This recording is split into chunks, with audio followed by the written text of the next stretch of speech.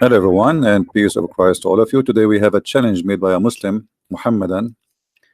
For sure they don't dare to challenge me by talking to me, but they challenge by posting text. This Muhammad, he said, uh, Jesus is not God. And then he posted a verse from Mark chapter 16. The Muslims always they mention that verse. And maybe some of you do not know how to answer them. So today we will accept the challenge which made by the Muslims, by the Muhammadan, and I hope that moving around a rock in a circle did not make you dizzy to the point you do not know what are you talking about. Uh, the funny thing about Muhammadans, they call us pagans when the fact they are the one who kisses stones, go around a stone, bow in direction of a stone. Everything in Islam is based on stones. And even Muhammad, he says that Allah, or sorry, the black stone is the right hand of Allah. And even he said clearly that whoever touched the stone, the black stone, and the Yemeni corner, which in the other side of the Kaaba, it erased his sin. So stones erase sin in Islam. It's a very clear pagan cult, but yet they call us pagans. Now let us see what the challenge this Abdul he made. If we go to the book of Mark, chapter 16, verse number 17 and 18, it says the following. And this is exactly what he posted. He did not post chapter 16 verse 18 only. He posted 17 and 18. So we are showing you both together. And those things shall follow them, and that the believers in my name shall cast out devils. They shall speak in new tongues, and they shall take up a serpent, and if they drink any deadly thing, it shall not hurt them. They shall lay hands on the sick, and they shall recover. So the Muslim, he says, what I understand from his challenge, okay, I want you to drink something poison, and let us see if it's going to hurt you or not, because the verse is saying that. Always when the Muslims, when we show them a verse, they say, oh, you are taking it out of context and you are showing us something the verse does not say. But always when we explain the Quran, we show the Islamic interpretation for anything. It's not just we show either Ibn Kathir, Al-Qurtubi, Al-Tabari, etc. The Muslims, they don't do the same. The Muslims, they take a verse and they throw it in your face and say, look what it says. First of all, I can show you even from your Islamic books that the apostle of Jesus, they've been sent by Jesus and they spoke in languages. Even it says, and we can show the reference, that when they woke up in the morning, at night, they say to Isa, supposedly, how we are going to go and teach the whole world, and yet we don't speak the language of the whole world. He said, go sleep and don't worry. In the morning, they found out that all of them, they are speaking in tongues. So you Muslims believe in the same thing if you don't believe in that. Same time,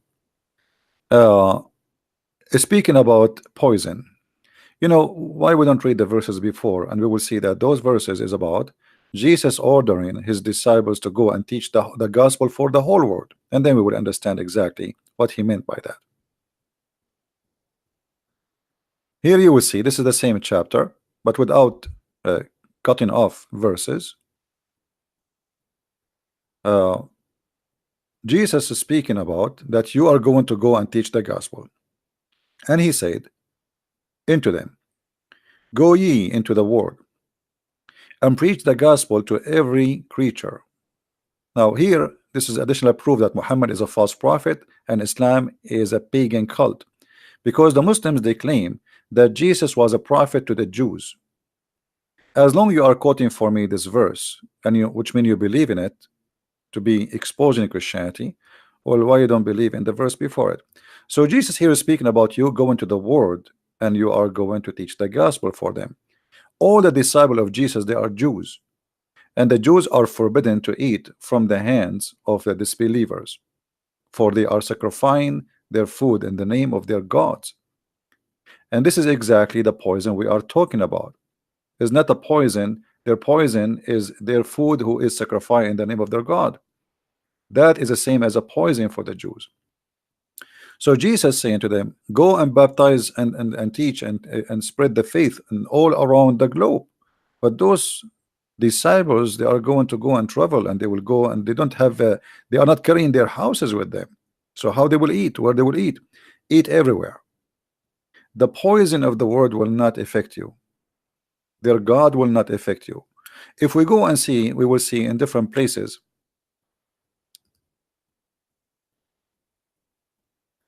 First of all, the Bible says it clearly. The scripture says you must not test your Lord, which means you cannot say, okay, God, I'm going to take a drink poison, and then I want to see if you want to save me or not. This is forbidden in the Bible. But this is not really what the Bible is speaking about. It's not about you go and drink poison and then you will not die, because the Bible makes it clear that you will die. Isn't it the Bible says that people will kill you, and they think by killing you, they think they are doing a favor to God? If we go here, you will see it says Luke 10, verse number 7 and 8.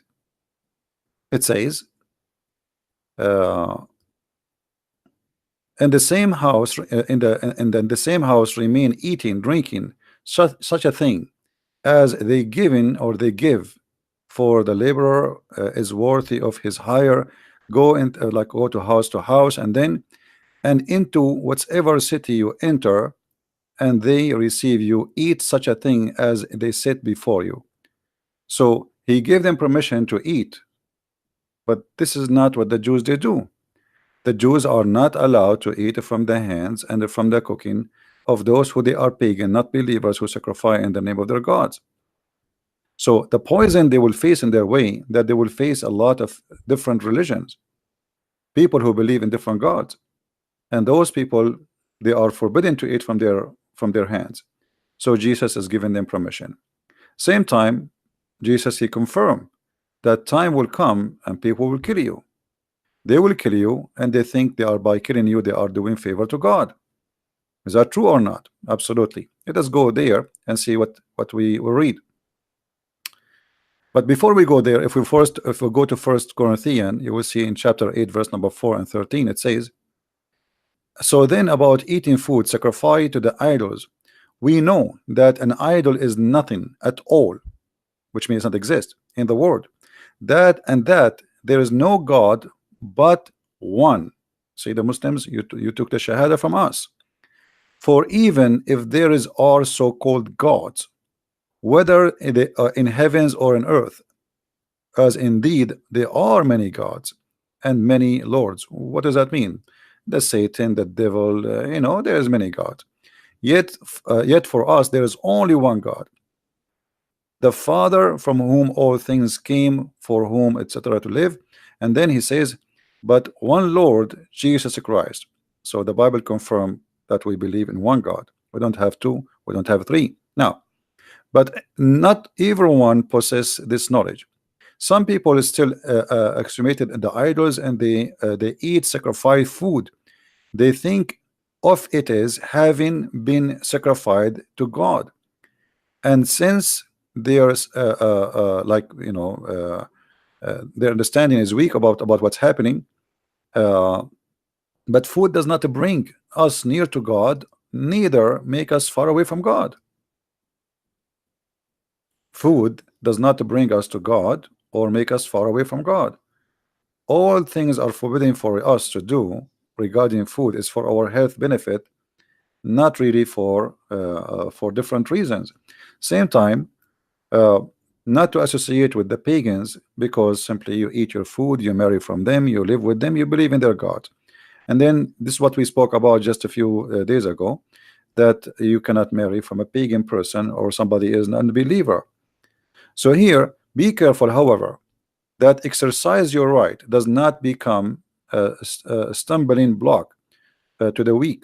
For if someone with weak consciousness see you with all your knowledge eating in an idol temple, when that person is at, so here, if you read the verses, you will see that explain to them that we are eating the food from pagans or not eating from pagans. That will not make us close or far from God, even though we should not associate with them. But now they are preparing for a mission. The Messiah is going to send them to the world, and they have no choice but to eat.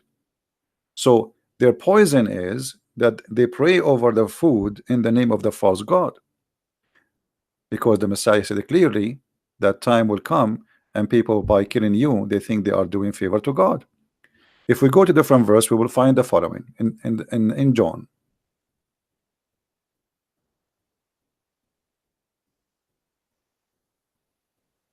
They will put you out of the synagogue. Indeed, the hour is coming when whoever's kill you will think he is offering service to God. So Jesus not only saying they will, he is saying you might be killed. He is saying they will kill you. The time will come and they will kill you. So they will be killed. They will be they will face death. And there's nowhere in the Bible it says that if you, because you are serving me, you will not die. So this is not what Jesus is saying. Going and serving the world, going and teaching the gospel around the earth, you have to face a consequence, and you will be killed, you will be tortured. And this is exactly what happened. Even they give them as food for the tigers, for the lions, for the cats, and for the, all kind of beasts. They've been crucified. They cut their head, they cut their hands, they torture them. So did Jesus say nobody can hurt you? Absolutely not. So when a Muslim he come to us and say that this verse here is speaking about that you can drink poison and nothing will kill you and nobody can hurt you, this is absolutely false. This is not what it says. You will go and you will teach the whole world about me, and they will not be able to affect you with their poison, which means their cult and their religion and their teaching. Go and teach, and nobody can hurt you. In which way? Physically? No. Jesus himself was crucified. And Jesus here is telling them, I was crucified and you will be crucified too. And now it's time for you to go and teach the whole world. So how in the world you think, if we Christian believe that Jesus himself was killed, how the followers of Jesus will not face this death and die or can be killed? That would be silly and that would be stupid. All the disciples of Jesus faced death. All of them sacrificed or or tortured. Uh, so it's not up to you to explain for us of verses. You yourself, you do not know what it's meant. You see, when we debate with somebody, we debate him about his belief, not about what he think or what I think about the belief. Like as an example, once a Muslim told me the Torah is not the book of Moses. Stupid. What I can say, this is his, what he think, but this is not Islam. Islam believe the Torah is the book of Moses. All right. So if you have his own thinking, this is a different story. I have nothing to do with me, or I have nothing to do with Islam too. Same time, when I speak about Islam, it's not up to me to think about Islam the way I want. I debate Muslims about what they believe, not what I believe, because I believe Islam is a stupid cult. That's it, you know. But they believe Islam is coming from the true God. So we debate them about what they believe, and when we see a verse in the Quran, we go and see what the Muslims, how they believe in it, what they say about it. Let us see what they believe. So do we Christians believe that if a snake did bite me, I will not die by poison? Absolutely false. Do we Christian believe that if we drink poison we will not die? This is absolutely far away from the truth. All what he is saying to them, that you are preserved by me. Whoever die and believe in me will live. They will crucify you, they will kill you. You go to the world, you preach the gospel, and their poison will not kill you. In my name you shall cast the devils. I give you a power.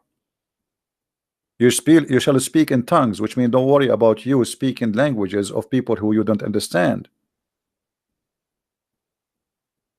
So a Muslim, he tried to make it the way he want, and that was supposed to will make him like laugh at us.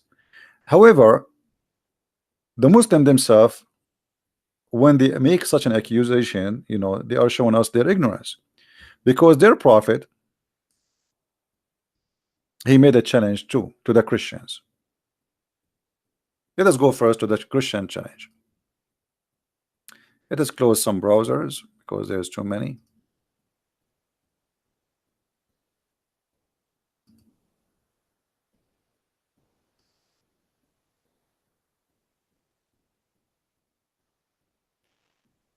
All right. Now we go to the Quran. If we go in the Quran, we will find the following.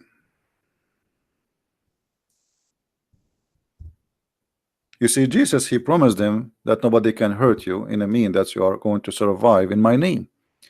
Not hurting you, not to kill you, but you will be in my, you will be always living with me.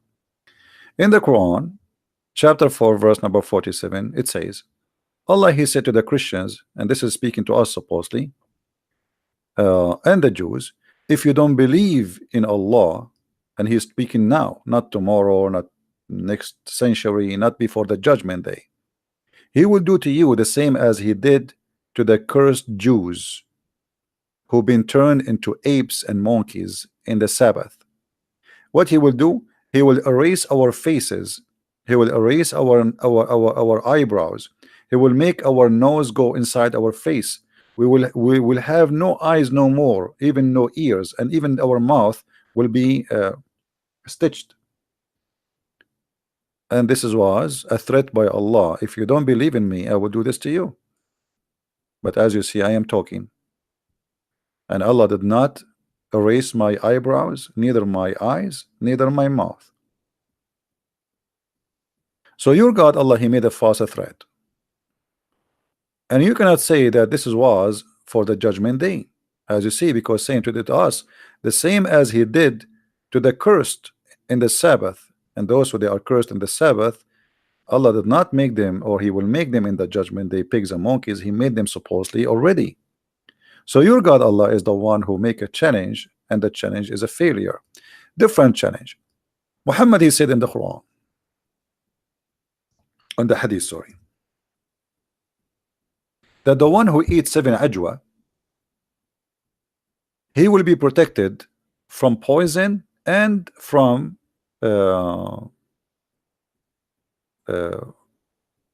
magic. I challenge you to eat 7 ajwa and to drink poison. Do it if you can. You see, you are making a challenge for me, which is not valid, but this is about literally eating, and not only eating ajwa. He's telling you how many ajwa. Ajwa is the palm fruit dates, for those who do not know. If you eat 7 of them, nothing happened to you. And guess what? What make it more funny, and Muhammad get himself exposed, he himself, he died by poison.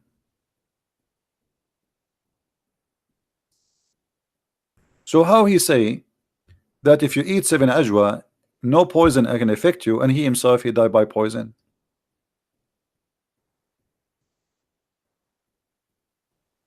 Do we have any Muslim have anything to say?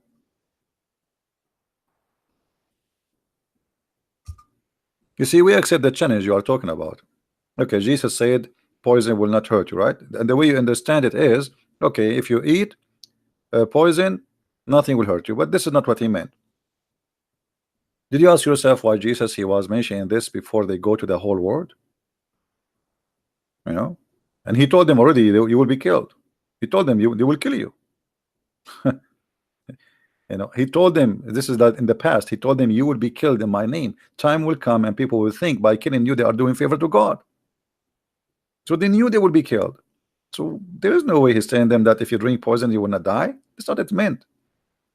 The poison is the food of those who pray in a food in the name of a false god. That is the poison. So they will not affect you with their false religions. You will be strong. You will survive all kind of temptations you will go through. Here we are talking about literally eating 7 ajwa. 7 ajwa, if you eat it, no poison can affect you and no magic. And guess what?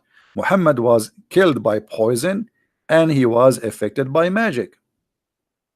So Muhammad here in this hadith, he have a double proof for us that he's a false prophet. He did not survive the magic, he did not survive the poison. Let us see what happened to Muhammad. Did Muhammad survive the poison? I mean the black magic? No. Let us see. The prophet, once he was bewitched, so that he began to imagine that he had done a thing which in fact he had not done. Do you see it, Muslims?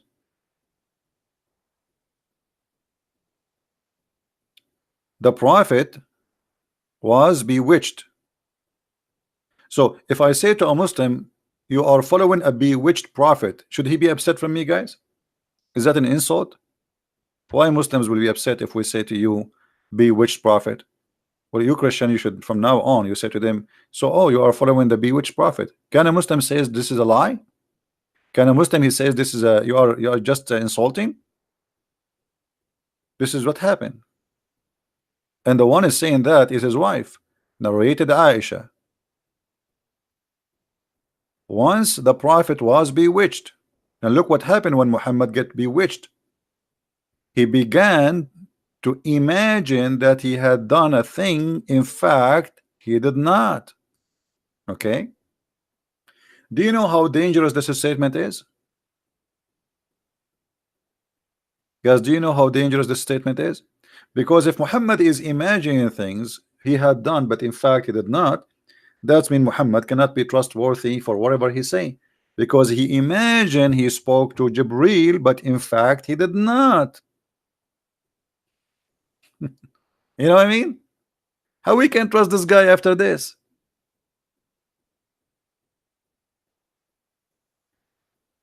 If we put in the profile, let us say we have a guy who going to witness in the court, and he have a file, let us say medical file, because this is a medical situation now. You see, when the Muslim they say the prophet was bewitched, they are just trying to say to us the prophet was crazy. For the Arab, anyone who do things which is crazy, they call him bewitched. They believe that somebody cast a spell on him. And this is a very traditional for all ancient people in the old days. When something you cannot explain why it's happening, so what you say, somebody casts a spell on him. This is a spell, a magic. But I believe strongly that Muhammad have a mental issue. This is have nothing to do by bewitched. And then Muhammad he claimed that somebody took some hair from him and he controlled him from far distance. I mean, if this is the case, okay, go get some hair from Trump and control him. Who is a Muslim when I got some hair from a Trump and control him from far away? Or get some hair from Putin? You know, those are the major two powerful men in this earth. Get their hair, put a black magic on them, and you can do the voodoo. You know, you can make Trump and Putin go in war. All what we need is some hair. And now I know why brother Sam Shamoun he have no hair, so nobody can control him. That's a smart idea, you know. So your prophet was bewitched. Your prophet was killed by poison. Yet he says if you eat 7 ajwa, no poison can affect you and no magic can affect you. So what we will do, Muslims, now? How we can trust Muhammad? And here I don't want to forget to mention this.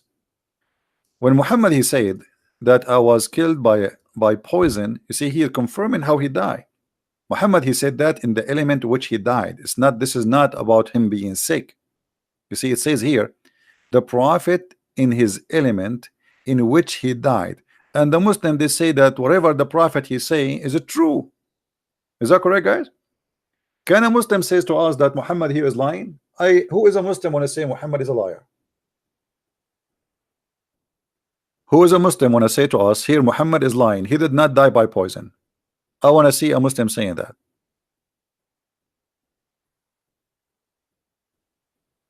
Anyone?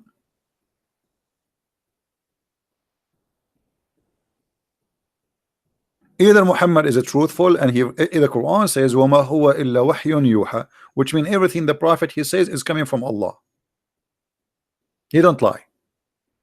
Okay, Muhammad saying I am dying because of the poison, and now, not only now, he says he used to say, you see the word it says you used, which means Muhammad keep repeating this not only once or twice. For him, he knew he is confirming he used to say I feel I feel the pain, which means this is a pain he felt since he had the food in Khaybar, which is a poison was given to him by a Jewish woman, which Muhammad he killed her tribe and her family. The food I ate at Khaybar, and at this time there is something different happening. I feel as if my aorta is being cut off from that poison. Okay, but the Quran says that if Muhammad is a liar, Allah is going to cut his artery.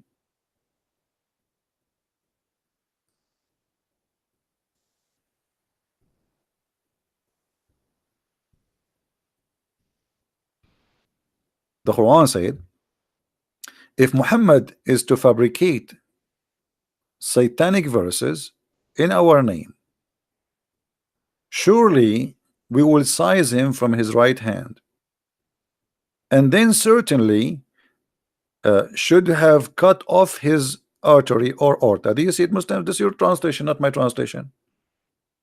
Do you see it? So the Quran confirm a prophecy. This is a prophecy.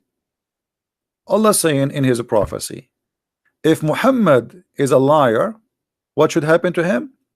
Allah will cut his artery and he will cause him to die. What do you say, Muslims? And Muhammad he confirmed that this is exactly how he died. Isn't it amazing? What do you think, Muslims? Isn't it amazing? It's amazing. Like you say, okay, if Muhammad is lying, I am going to do this to him, and then this is exactly what happened to Muhammad. So what do you want more proof? And this is from where? From the Quran. This is not from the book of the Christian. This is not from the book of the Jews. This is not from the If Hadith or potato tomato. This is from your Quran, and both are authentic for you. So what we will do? What do you say? Any Abdul? You see, everything Jesus said about him, about his apostle, will happen. He said you will be killed. They were killed. He did not say that poison will not harm you as you claim. He told them you will be killed. And he himself, he was killed, and he said he will be killed. So everything he said come to be true. Here, the only thing come to be true from Muhammad that he's a liar. So we can say here, in this case, this is a true lie. Muhammad, when he fabricated this Quran, he never thought that this will happen to him. Stupid. Look what he said. This is a revelation sent down from the Lord of the whole world. And if he, Muhammad, had forged a false saying concerning us, Allah say, call himself us, because he's speaking in front of the mirror, we surely should have seized him by his right hand, and we certainly should cut his artery. Do you see it?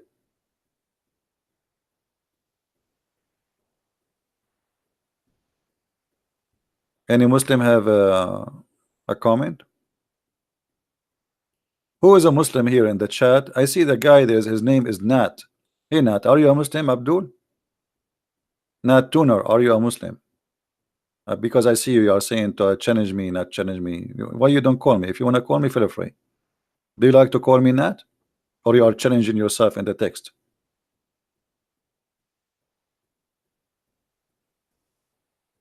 It's good to challenge yourself alone. I mean, sometimes I play chess because either way I win by myself.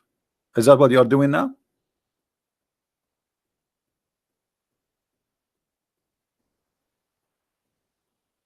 Huh?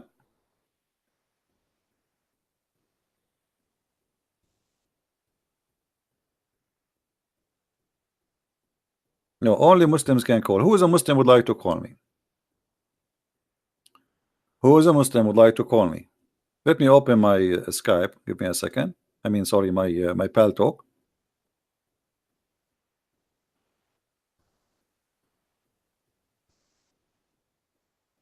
And if there is any Muslim would like to call, feel free.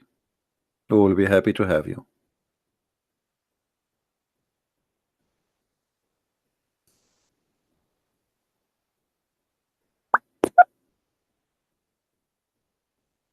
They can call me in Paltalk. It's a program, it's for free. It's the same as Skype, but it's better.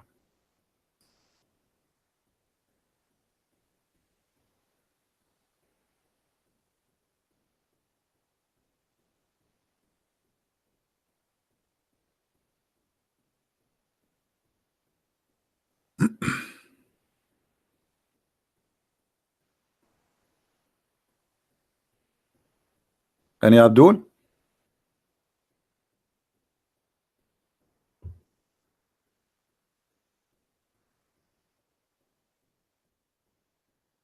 Who is Abdul?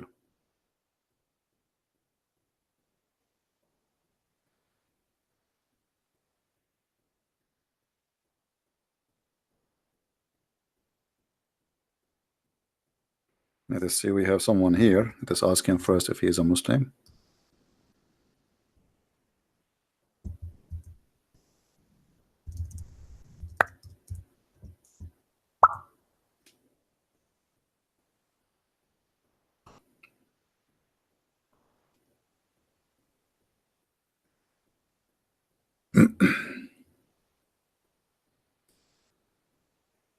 Anyone?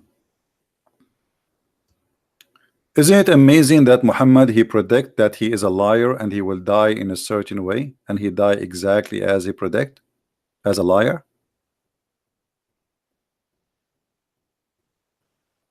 What do you think? I am with Muslim knowledge. Yes, what does that mean?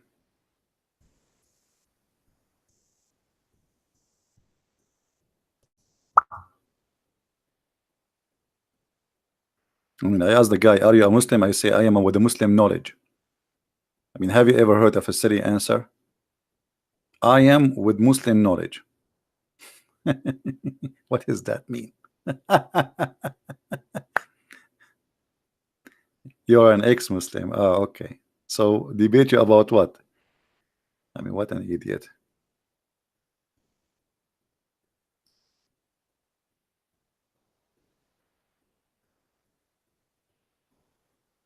Do we have any Muslim would like to call us? My pal talk is open. Huh? Who is a Muslim? He have a knowledge. He can challenge us. Anyone?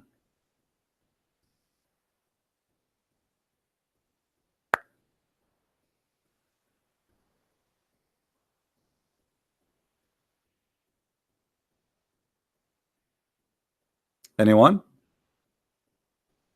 Nat is trying to call me. No, he's a liar. He did not even text me.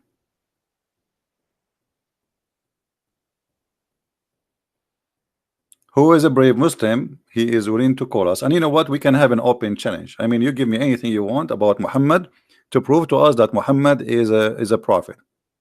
Forget about our topic. No problem. Forget about Muhammad, his artery cut off, for he is a liar, as the Quran said. I'm not going to talk about it if you want. Who is a Muslim? He have the courage to call me.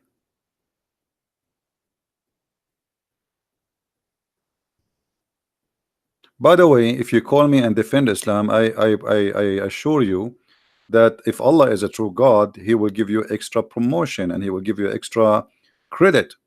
You know, you might get like extra 10 or 20 versions, depend how good you do. Don't you want to get some more versions and some more boys? Allah, he promised the Mohammedan, Allah will extend the size of their penis. Don't you want to have extra 6 meters?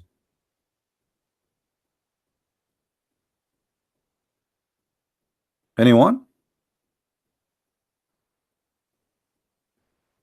Okay, look like the Mohammedan are very shy. You see, the Mohammedan, they have a big mouth attacking us, but they have nothing. They have a very funny cult. They have a very funny cult. They have a God who is stupid. He says stupid things, and what I see in front of me is stupid. I mean, How you say if Muhammad is a liar, I will cut his artery, and then Muhammad later he died by the same way? I mean, don't Allah know the future? Somebody give a call to Allah, say, Allah, hey, take the verse, take it off. This is a problem. It's stupid. A Christian prince will read it. Hello? You need to pay to use Paltalk? No, Paltalk. No, there is membership if you don't want commercial in your Paltalk. That's all. It's for free. There is paid membership and unpaid. The difference between them, you don't receive a commercial. It's for free, and I'm using the free one, and I'm using Paltalk for many years. So what do you think, Muslims? Anyone? It says just text me, no problem. I am offline or online, don't worry about it, just text me. What's your business if I am online or not? Just text me.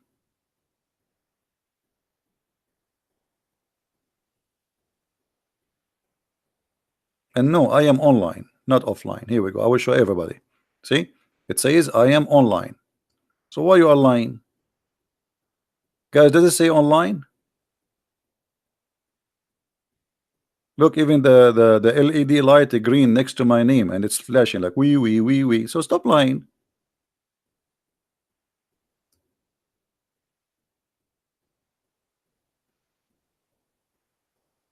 I understand you are afraid that your mama, she will know that you call me and maybe she will spank you. Otherwise, what you are saying is not true.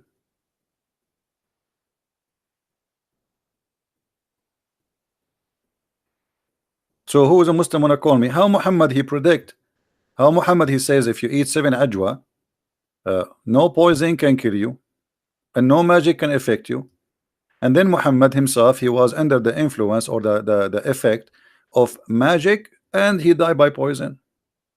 Any Abdul want to explain to us?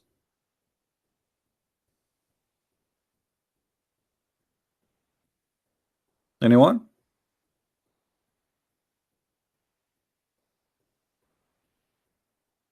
Nobody? Nobody. What we can do? Anyway, as long we are there's no Muslims, we will change the topic. We will take about something make you feel better. Okay? The knowledge of the Prophet. The knowledge.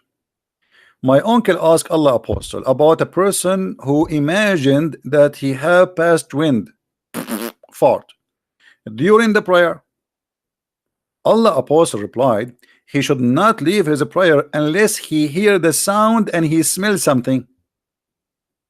I mean, look at this, man. I mean, look at this religion. This is deep. This is deep.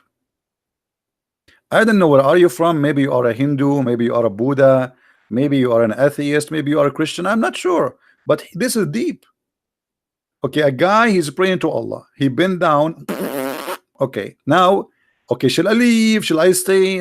He need to know. I mean, what? Okay, what is next? Okay, I got you know, it coming out. The Prophet, look how fast the answer is. Jibreel is right away in the head of the Prophet. Muhammad, he hear the answer. Muhammad, you do not need to ask Allah what we should do now. No, the answer come right away. Brother, if we ask Zakir Naik what we should do, brother Titter, a brother, they ask you question. If I pray to Allah and suddenly I break wind, and you know, if I break wind, there the bad smell will come out. Brother, did somebody ask the Prophet the same question? And he said to him, if you do fart, brother, you should stay in the prayer in your place, don't move until you hear something and then you smell something. So if you hear only, brother, and you don't smell something, then you do move, and vice versa. Which means if you smell something but you don't hear something, stay, brother. That's deep. That's deep. I mean, this is wisdom.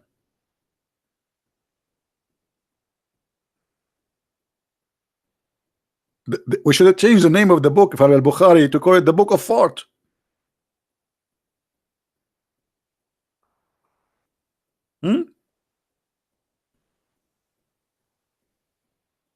This is the Book of Fart. So what we learn now, we learn how to fart while we are praying to Allah. There's two kind of fart. There's fart which Allah he will not accept your prayer, and there's a fart which Allah he accept your prayer with it.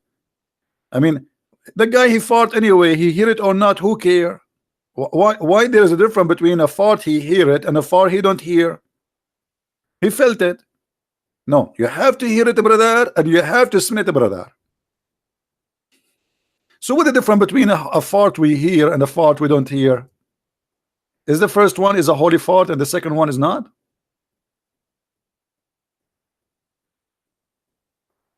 Hmm?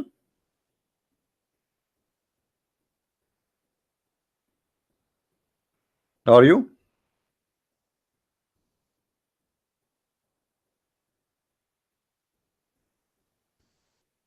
Any Muslim?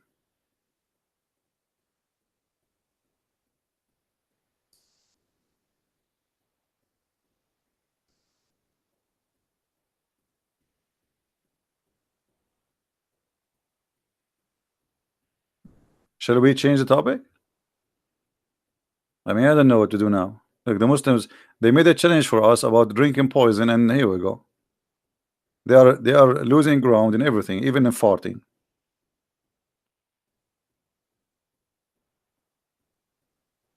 And by the way, why Allah will not accept your prayer if you farted? I mean, I mean, the fart is inside you or outside you. What does make a difference? Actually, fart outside you is better than fart inside you. You know what I mean, guys? You have fart anyway. I mean, if the fart is inside, it's inside your body. You think you made wudu, brother? You clean yourself? You are not. You are full of fart. So now, when you keep the fart inside you, and what do you mean? Like now, he is praying to Allah.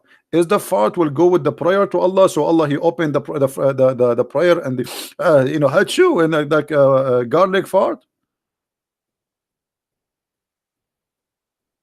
What do you say, Abdul?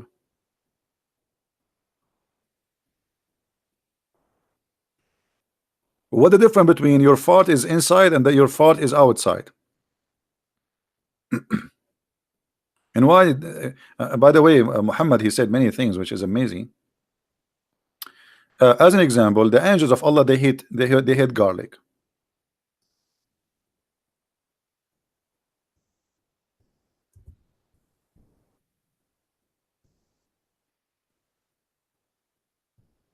And that makes sense. Hmm? Why we should not eat those fruits or those vegetables, onion, garlic, leeks? Why? Huh? He is forbidden even from entering the mosque. So the Muslim he pray 5 times a day. You cannot enter. Read carefully why. The narration of Muslim is he who is eating onion or garlic or leek should not approach our mosque because the angels are also offended by strong smell.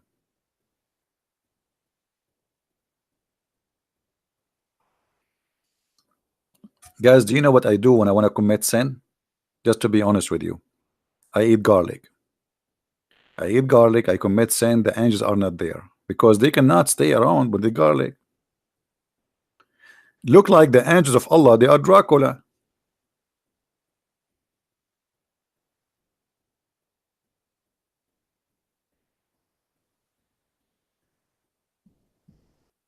Any comment? Why the angels of Allah they don't like garlic? What the problem, Muslims?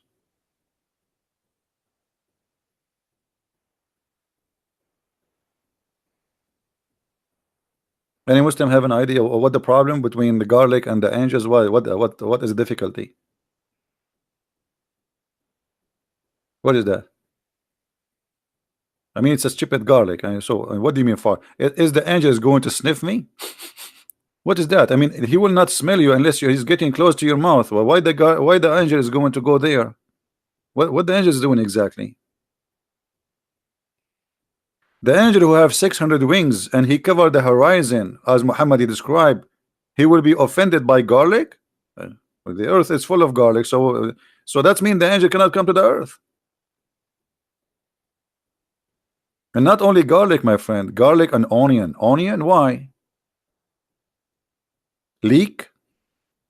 Let us Get a search for the leek plant.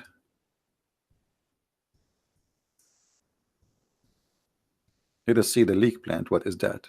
I mean, look how dangerous this leek, man. I never thought that Allah is so weak and his angels to the point such a plant can really harm them. But by the way, if you think about it, this plant looked like dangerous thing. I mean, look at this. I don't blame the angels, by the way. I mean, this is dangerous. Don't you agree? The angels of Allah, they have a problem. They cannot resist the power of garlic and leek and onion. Huh? Okay.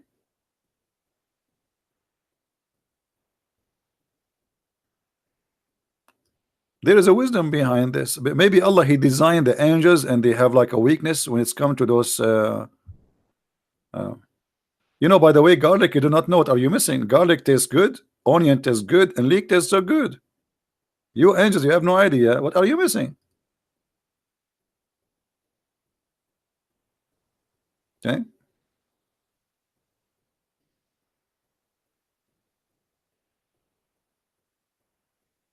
Somebody from Indonesia asking me to speak about the Kaaba is the first house of worship.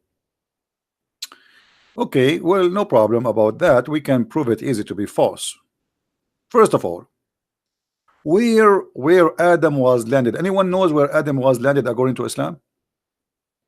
Where Adam was landed. There is a video on YouTube. You can see it. This is the Sheikh. What his name? Mufti Monk. Mufti Monk. He explained to you that Allah, he sent Adam in Sri Lanka. Let us see.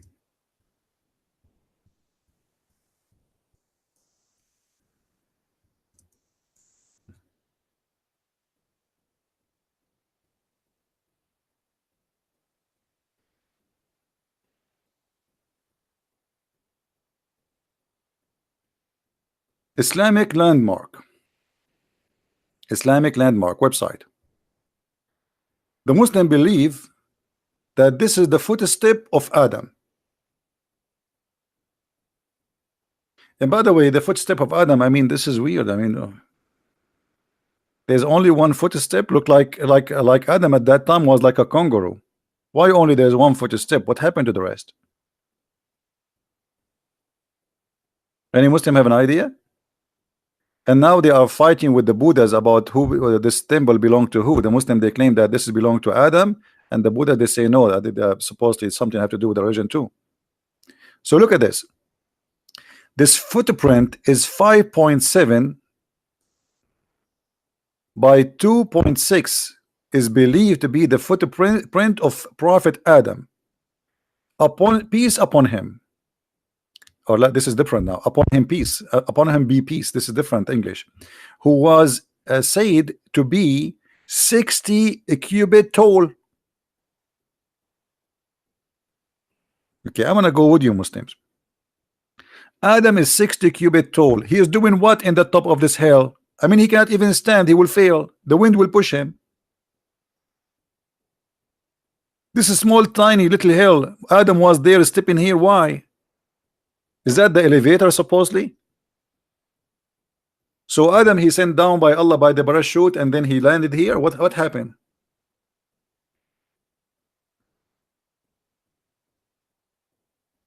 Anyone knows?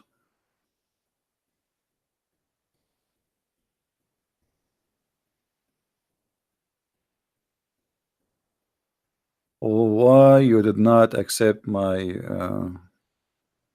I think this is the kid Gigi. let us laugh together. Hold on. Just to laugh.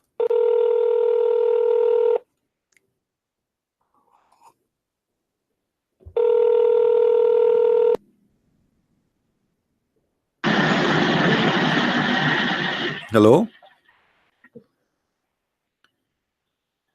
Hello? Potato coward. He is calling me coward and then he hang up.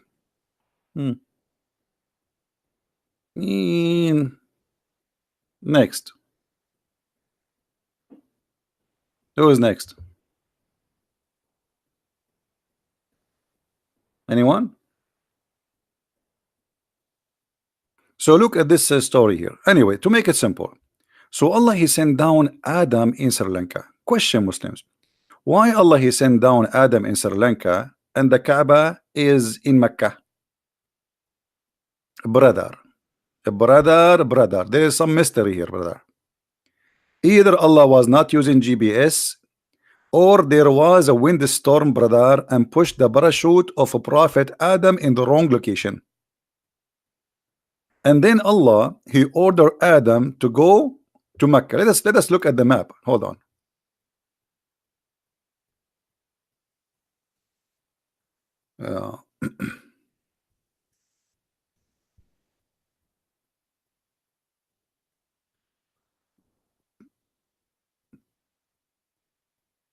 Sri Lanka map. All right. So I want the Mohammedan to focus with me carefully here. So this is Sri Lanka. Okay. But here Sri Lanka is an island, is totally an island. How Adam was able to go and pass the sea? Any Muslim can tell us. This is the first man, there's no ship, there's nothing. He was landed here and now he have to move to the other side. He have to go to India. Any Muslim can tell us how Adam was able to go all the way?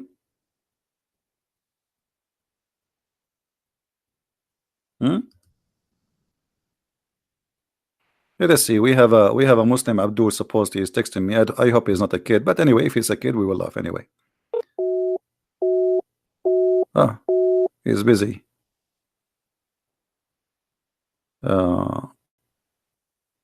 Oh, he says he is using older version of Paltalk that does not support. Okay, he have to update his Paltalk. Let's try again. No, it's not working. Any Muslim can tell us how this happened.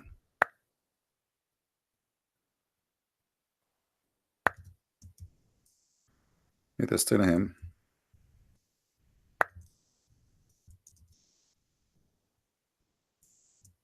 That you need to update. Oh, I was typing in Arabic, you believe it? All this time. Do you hear me in Paltalk? Okay, update your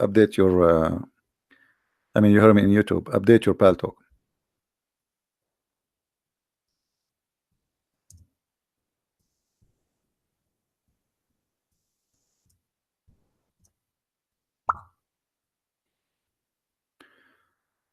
So look at this.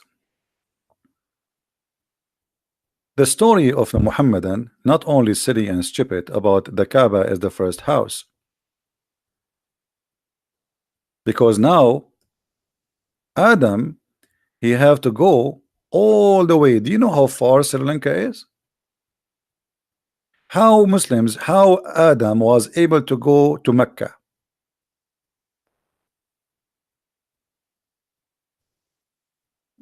Any Muslim can tell us. Who is the Muslim? Can tell us how Adam was able to go to Mecca. In order for Adam to go to Mecca, he have to travel all this distance. He have to cross the sea, and at that time there's no ships. This is the first man supposedly in earth. And then he have to cross all of India. There was no Pakistan. This is a new state. And then he have to go to Persia. And then he have to go to Babylon land. And then he have to go to Saudi Arabia. And he go to like this and like this and like this.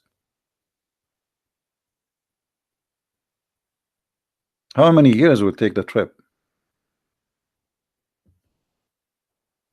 And how he can cross the sea walking? Do we have any Muslim? Either you have to agree that this is a lie. Let us see this guy. It's the same.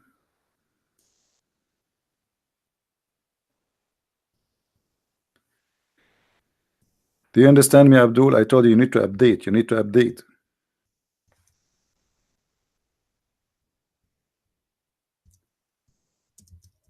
Slow people. Any Muhammad I can explain how Adam was able to walk on the sea, cross all the way to India, cross all of India, go and cross all of Persia, and then he crossed to Iraq, and then cross all of Saudi Arabia, and then he found Mecca. How he even knows that he should go to Mecca and what is the direction? Any Muslim have an idea?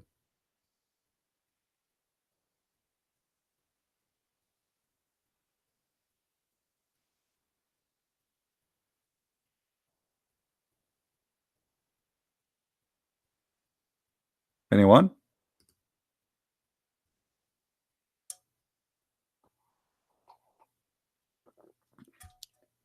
And by the way, anyone knows where Eve was landed? Where Eve landed? Anyone knows?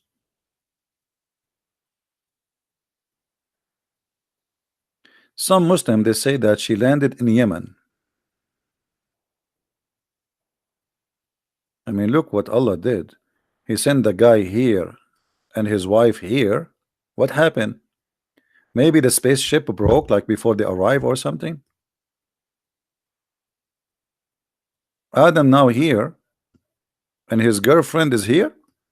What? And how he found her later? How they met? Do you think they text each other in WhatsApp? Muslims? I mean, you Muslim, you claim that you have authentic books and you have authentic religions, and your authentic is nothing but a stupid fairy tale story. What Adam have to do with Sri Lanka? I will tell you what Adam have to do with Sri Lanka, because Islam, the roots of Islam is from Sri Lanka.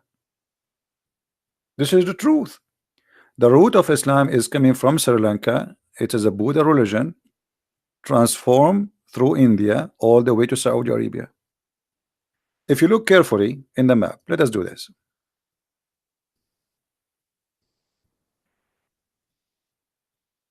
How far India is from the Arabian Peninsula? Not far, very close. This is Pakistan. This is Pakistan, and this is the Arabian Peninsula.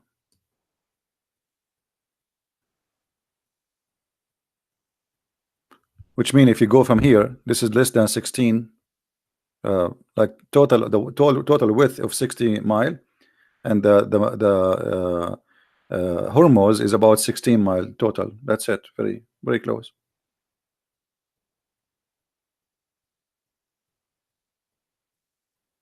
If you look at those who they call them Arab today, you will find that they look, especially in Qatar, Emirat, Bahrain, they look like people from Sri Lanka and people from India. Let me show you, or Pakistan specifically.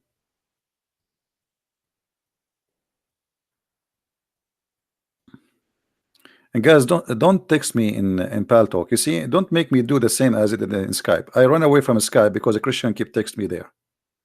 I said 1,000,000 times, please don't text me in the program I use for Muslims to call me.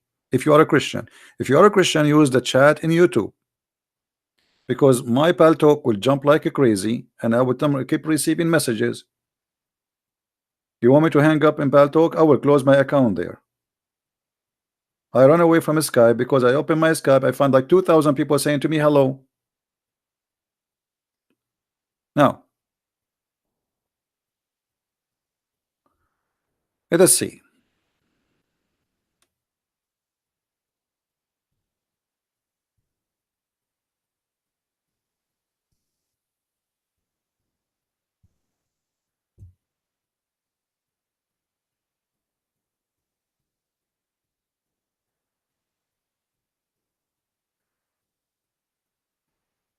If you look at those faces, don't you think you are seeing someone who is from Pakistan?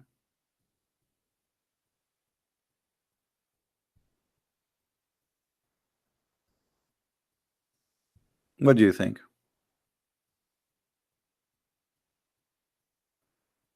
Is that really an Arab, as they call them Arab, or this is a Pakistani boy? He's a Pakistani boy. This is his father. Their hair, their mustache, their everything. They are Pakistani. There's nothing is called Arab.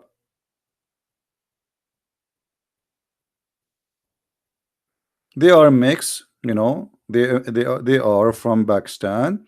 They came to the Arabian Peninsula and they brought with them the belief in black stones and etc. and all the madness.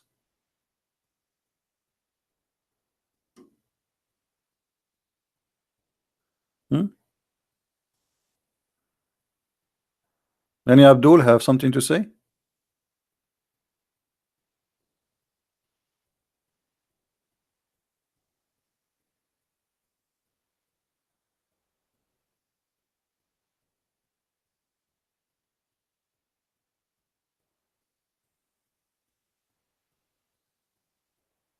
Anyone?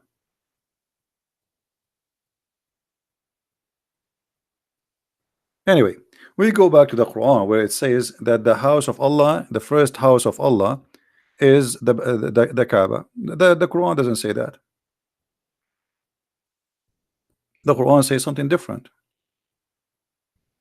Look what the Quran said. The first house which Allah He built is the house which is in Mecca. Where is Mecca? Where is Mecca? The Muslim they say that this is now Mecca.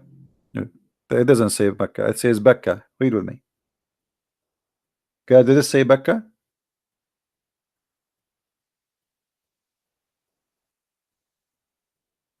Who is a Muslim who tell us where is Mecca located?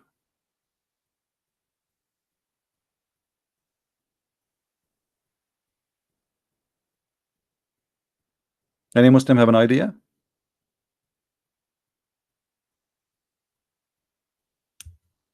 Hmm.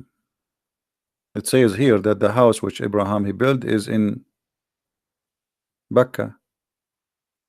However, Abraham is not the one who built the house. Abraham he rebuilt the house according to the story.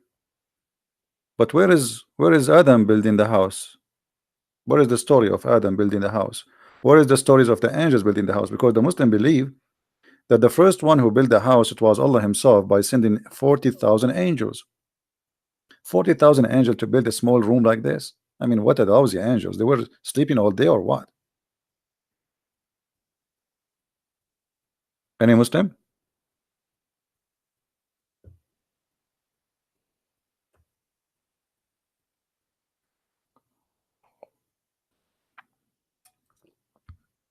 Any Mohammedan? So all these fairy tale stories about Adam, Abraham, he went to Mecca, and then you make it Mecca. You are even confused about the name of the city. Is it Mecca or Mecca? Hmm?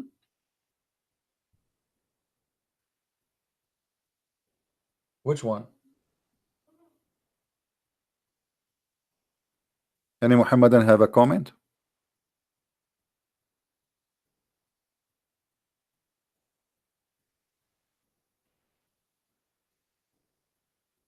What is the proof that this is about Mecca? Where we can find the reference that Mecca is Mecca? Anyone?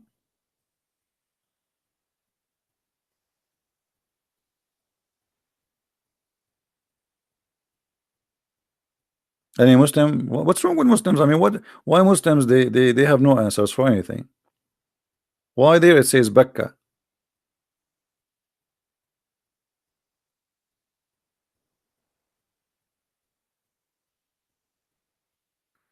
Do Christian Prince talk about Jewish Kabbalah or Talmud? Why I want to talk about it? Give me a reason to talk about it. We don't believe in Talmud anyway. The Talmud is a stupid book, the same as the Hadith and of Muhammad. And the Jews are going to convert to Christianity sooner or later. What is left of them is very few. Any Abdul? Edward, if you keep posting this, I will block you from the chat. Just to let you know. Do we have any Muslim here have something to say?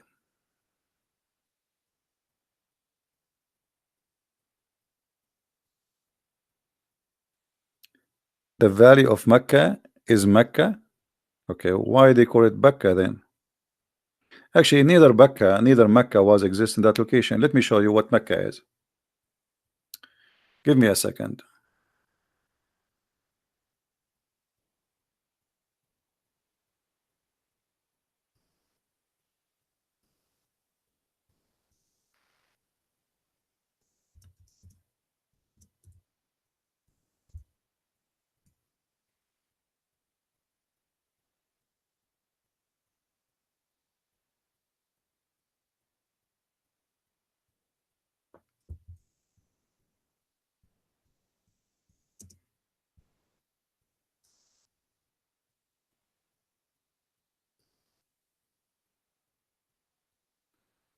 This is the temple. It's called the Temple of Al Mecca. Let us show it in the screen. Give me a second.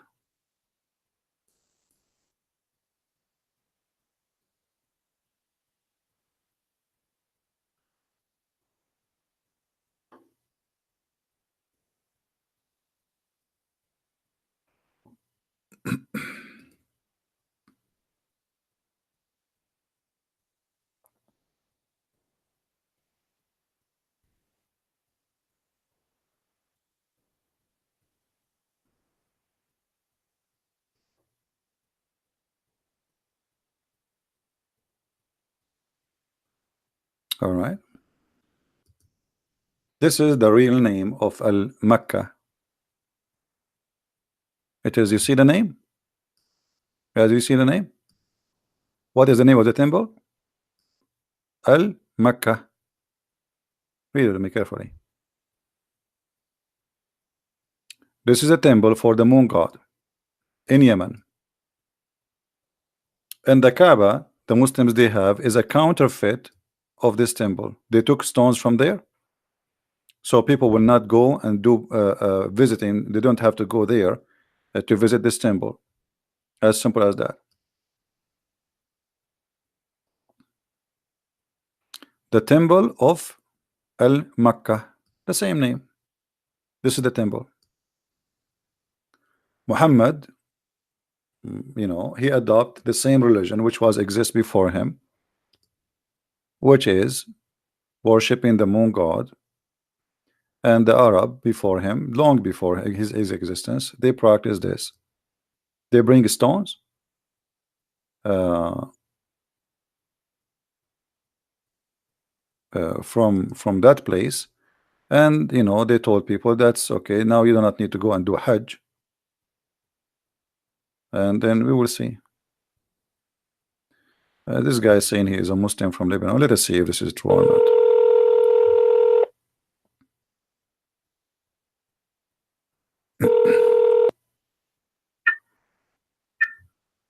Hello, CP. Here we go. The whore of the Babylon.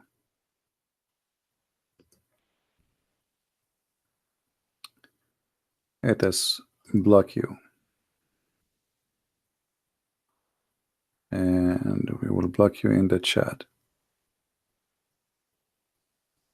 So you are calling me and you are saying to me, call me to say to me this. Are you happy now? Do you feel better? Are you going to sleep in your belly now, or in your stomach, or in your back? Look how silly, stupid people are. Anyway, this is why always when I say to women or men, be careful when you get married. Imagine you marry such a potato like this. Imagine you get a donkey like this to be your husband. You will be so proud to have him as a husband. I mean, there's no way. I mean, you would be so proud about him. All right. Any Muslim have the courage and the knowledge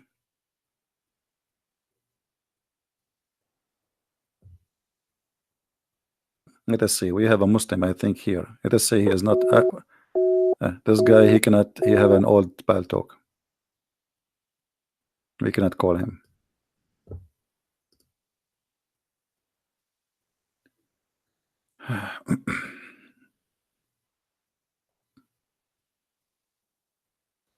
Somebody says to me, a Muslim, he said to me that Jesus was a Muslim because he fast 40 days.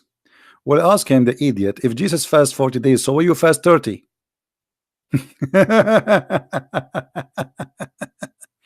If Jesus, he fast 40 days, I mean, why you need me to answer you? I mean, don't you guys have a brain? A Muslim, he asks you, Jesus is a Muslim because he fasts for 40 days, so why you fast for 30 days or 29? Because they fast moon calendar. Did Jesus fast by the moon? Jesus, he fast for 40 days. Secondly, you Muslims don't fast. None of the Muslims, they fast. Islam, they don't practice fasting. Ramadan is not a month of fasting, it's the month of eating. You can go right now and you can search in Google. You will find that in the month of Ramadan, food price in the Middle East goes skyrocketing. Why? Because the people there eat more. All what they do, they switch the day and the night, and that's it. There's no fasting. This is not fasting.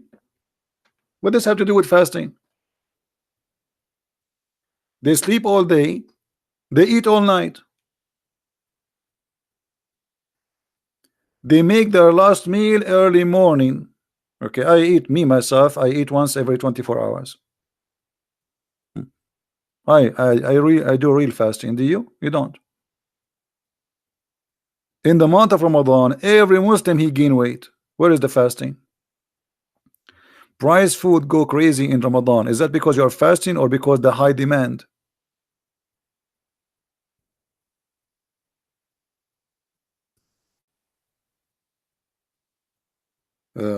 Ramadan is coming right now, actually soon.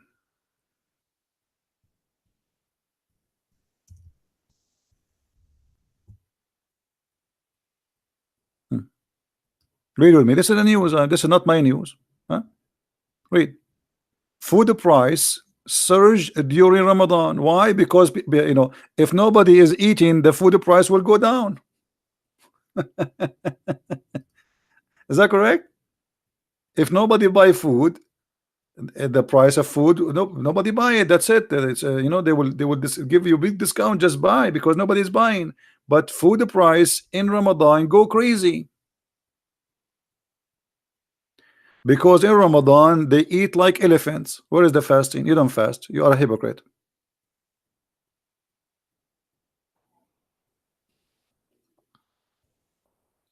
Muslims, they never have a fast. And by the way, why Muhammad was used to fast Ashura and then he replaced by Ramadan?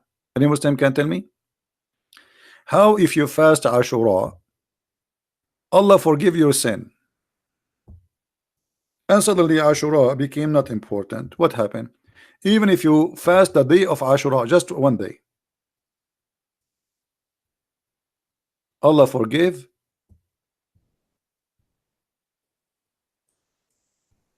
the sin of the previous sin, previous year.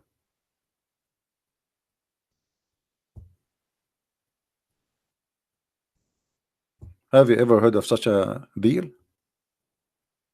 Huh?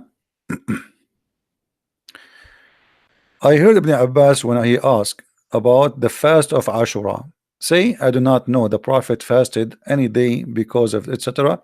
except by the mean of the month of Ramadan and the day of Ashura. Okay, what happened to Ashura, Muslims? Anyone told me? Anyone can tell me? The Prophet, he observed the fasting of Ashura. What is Ashura? Who is a Muslim can tell me why your Prophet he fast Ashura? Anyone knows why?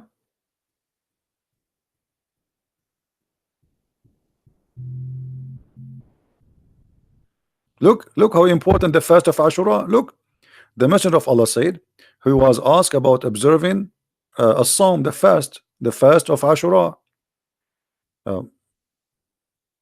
If you fast Ashura, it give you exception or erasing your sin for the preceding year.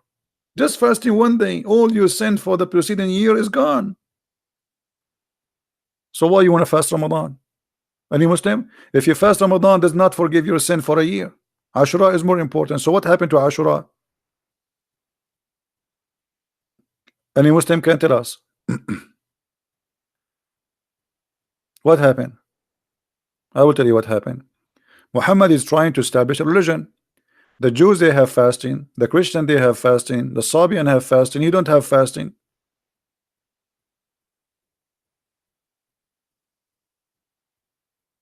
So he chose a day which was a practice before him. According to Aisha, the pagan Arab, they used to fast Ashura. Now, I want to ask the Muslims, what is Ashura? Anyone?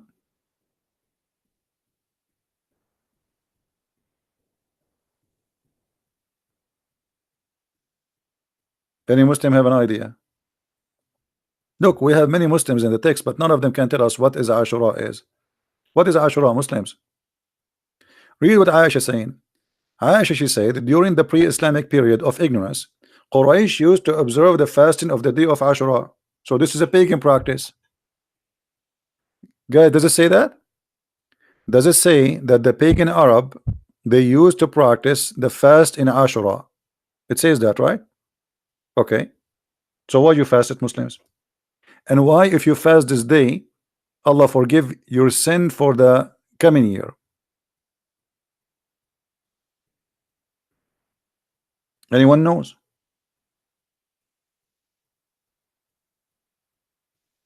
This is a fasting for the pagan. Why Muhammad, he copied the pagan and he promised you if you fast that day, Allah forgive your sin for a year. Who is a Muslim? Tell us.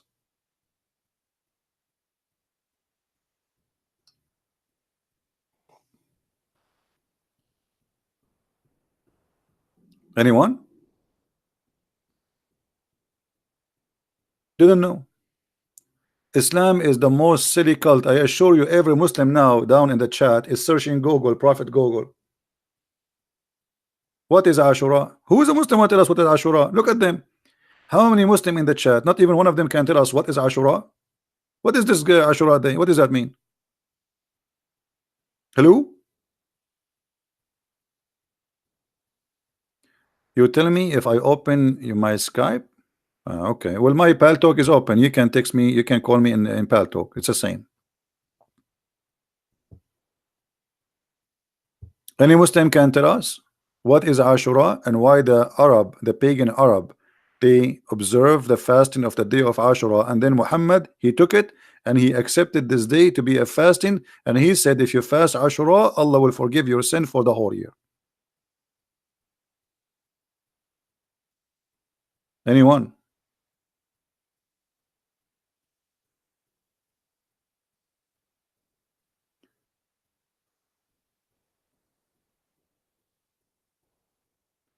Ashura is a Hindi god. I don't know. You have to prove it. I don't take things as a statement. Do you have a proof? Do you have a proof that Ashura was a Hindi god? If you can give us the proof, we are welcome. Who is a Muslim can tell us?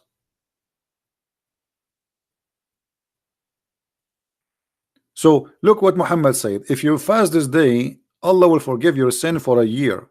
So how you dump it? Why it became not important? And why the Arab are fasting it? Ask your Jesus. Why I want to ask my Jesus? My Jesus told me that you are a pagan. Already he answered me.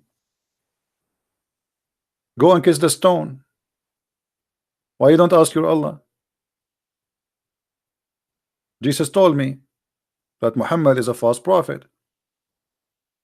Jesus said to me clearly that whoever deny me, I deny him.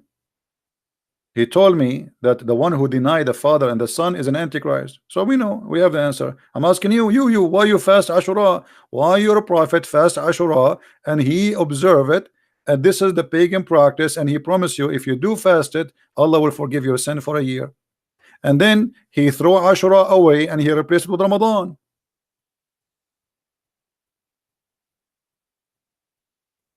Any Muslim have an answer? Look at them. They don't know.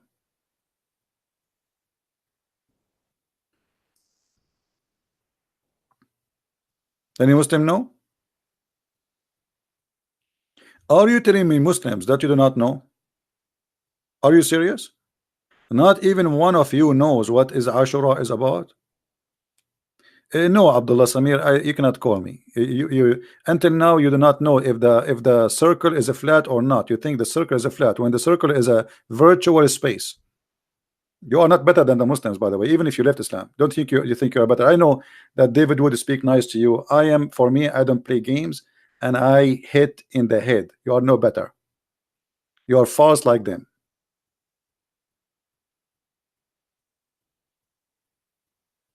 We say to you that the earth is says the globe of the earth or the circle of the earth. He says the circle is a flat. And he think he's smarter than the Muslim supposed, and he left Islam. You are the same.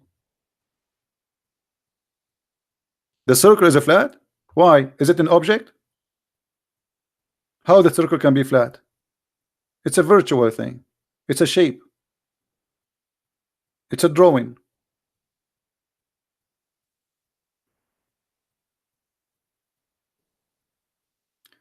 Anyway, so do we have any Abdul want to say something to us? What is Ashura? Look at them, not even one. Are we stuck with this? Muhammad, he like Ramadan, he left Ashura. What this guy is doing? He's a change in his skin.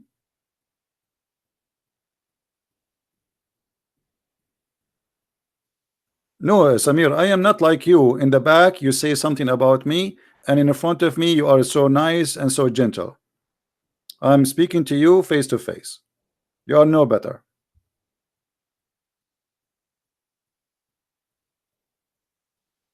Quraysh used to fast the day of Ashura in the pre-Islamic period, and Allah Apostle too used to fast on that day.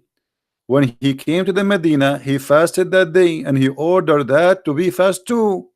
Later, then he fasted the month of Ramadan, and he gave up the fasting of Ashura.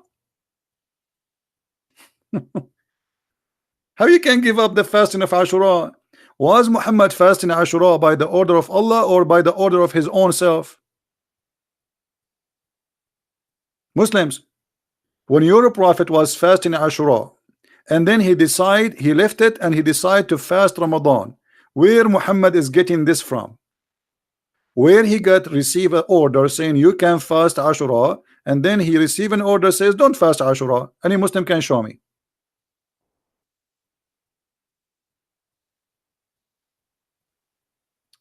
Read if no, this is not about hate. You are being stupid now. When we say to somebody you are wrong, this is not about hate. That's stupid of you. Correct, guys? If somebody says something stupid and he speak about it in our back, and he think he go to the show of David Wood, and he speak, and maybe David Wood did not notice. He said the Christian Prince, he think the circle is a flat. Sorry, he think he don't know the circle is a flat. That's stupid of you. Shame on you to say that. Shame on you to say that.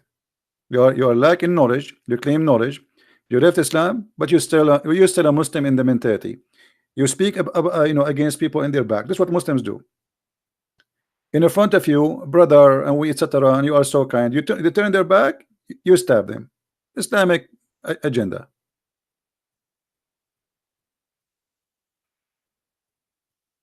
You did not leave Islam yet. You have the same mentality. So any Muslim want to tell us?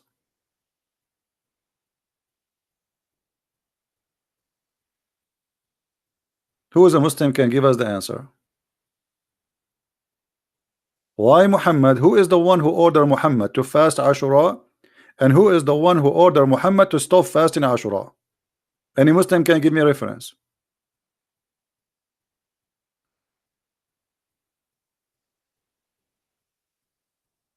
Anyone? What do you mean the guy he ordered you to fast Ashura and then he give it up for Ramadan? What is that?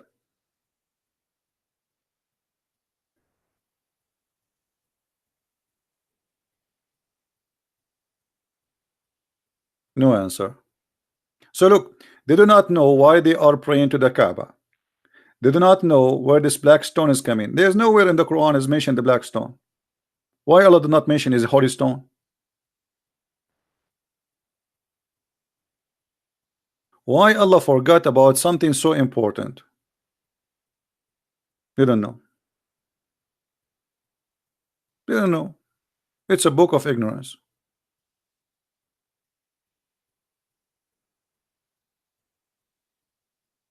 Big mouth, they talk too much, they shout too much, but the second you ask them a question, they don't know. Look, in different place, look what Muhammad said. Or this hadith saying here. I heard that Muawiyah ibn Abu Sufyan. Anyone knows what Muawiyah mean? I mean, the one who lead the Muslims, his name is Muawiyah, which means a female dog. Okay, let it go. In the day of Ashura, during the year of he performed Hajj, saying, "O the people of Medina, where are your religious scholars? I heard Allah apostle saying that this day of Ashura, Allah has not enjoyed it fasting on you, but I am fasting it. You have to choice. They have the choice either to fast or not to fast. Okay, here we go. Allah did not enjoy the fasting of Ashura. Muhammad fasted. Why? Muslims, why Muhammad he fast the day of the pagan? Any Muslim can tell us? Aisha, she confirmed that this is the day of the fasting for the pagan of Quraysh. Read with me carefully. Why Muhammad he enjoyed the fasting of the pagan? A Muslim saying to me, why you cannot explain Hebrew 5:7? Who said we cannot explain it? But why you are changing the topic? I mean, look at you. We talk about tomato, you switch. Huh? Can you? Let us make a challenge. A challenge between me and you. You call me. You answer about why your prophet he fasted Ashura, and I will answer you about Hebrew 5:7. What do you think, guys? Good deal? Challenge. And the coward is the one who will not answer. What do you say? Potatoes. Potato, potato, potato. They don't know. They know nothing. This is a pure cult. Cult. Why they fast? Why they don't fast? Why? How they know? Muhammad trying to make himself a prophet. Everybody have a fasting. So okay, they have fasting. Okay, I do Ashura. Why?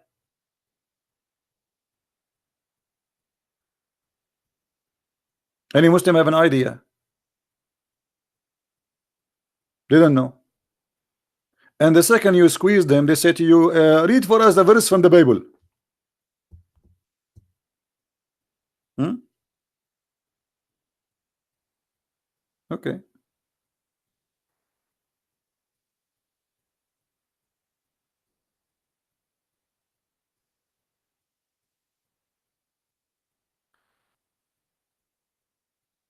And Abdul?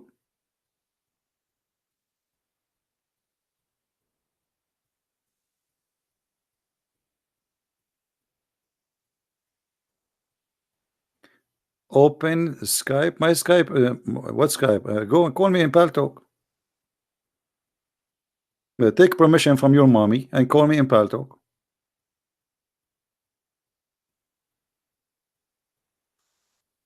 Do we have any Muslim?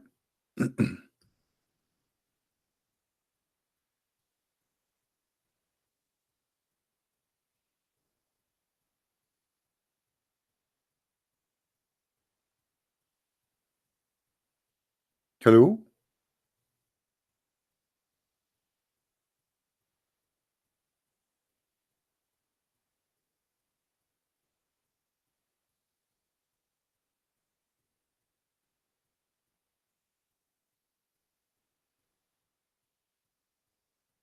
Who is a Muslim will tell us?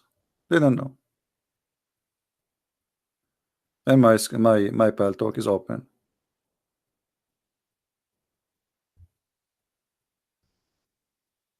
What a stupid cult. They practice without knowing anything.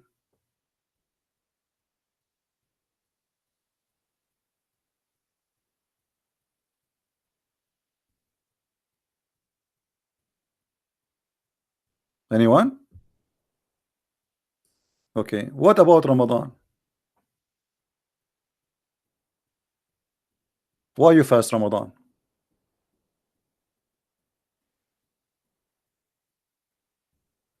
Do I have a knowledge Christian who can answer me? Hey Haji, how are you? Supposedly you are the one who have a knowledge? Guys, Haji is the person who have the knowledge. Okay, Haji, why your prophet he fasted the pagan day of Ashura? Here we go. You are the person who have knowledge. We are learning from you. Why your prophet he fasted Ashura?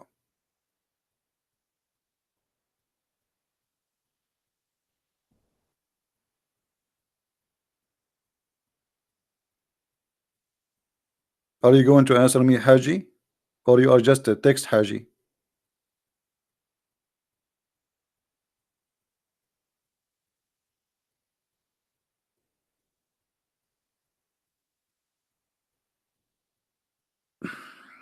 Bahman, we accept calls from Muslims only. Anyone?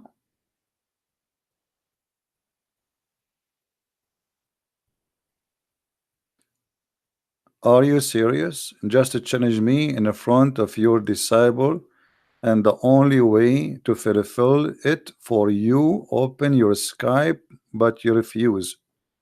You are an idiot because I have Paltalk open and it's the same as a Skype. Call me. You are being stupid now.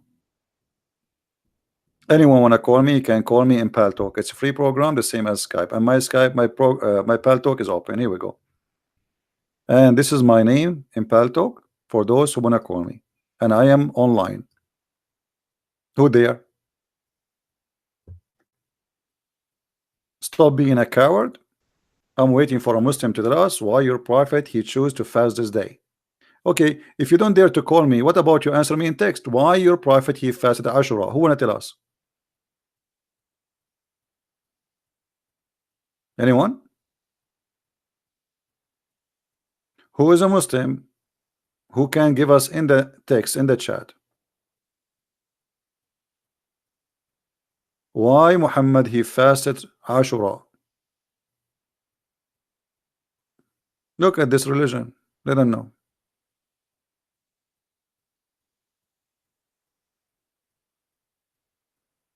Anyone?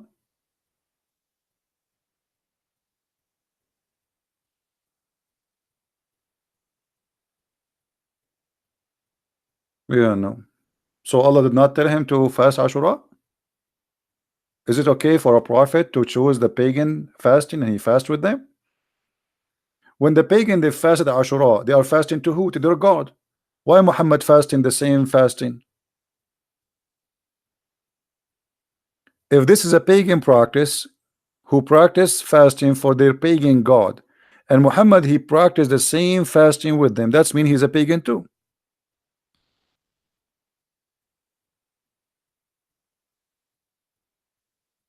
Ashura is different for Sunni and Shia. Is that an answer now? That means Islam is stupid. You have one prophet, you have two fasting. Ashura for the Sunni is different from no, it's not different. It's not different.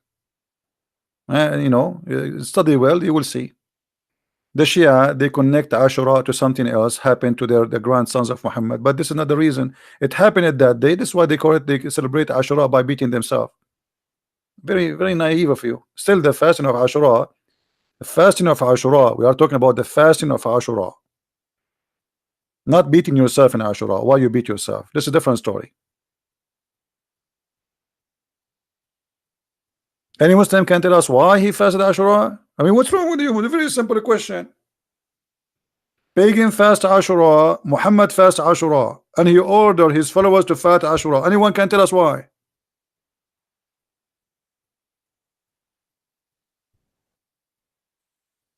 Look at them.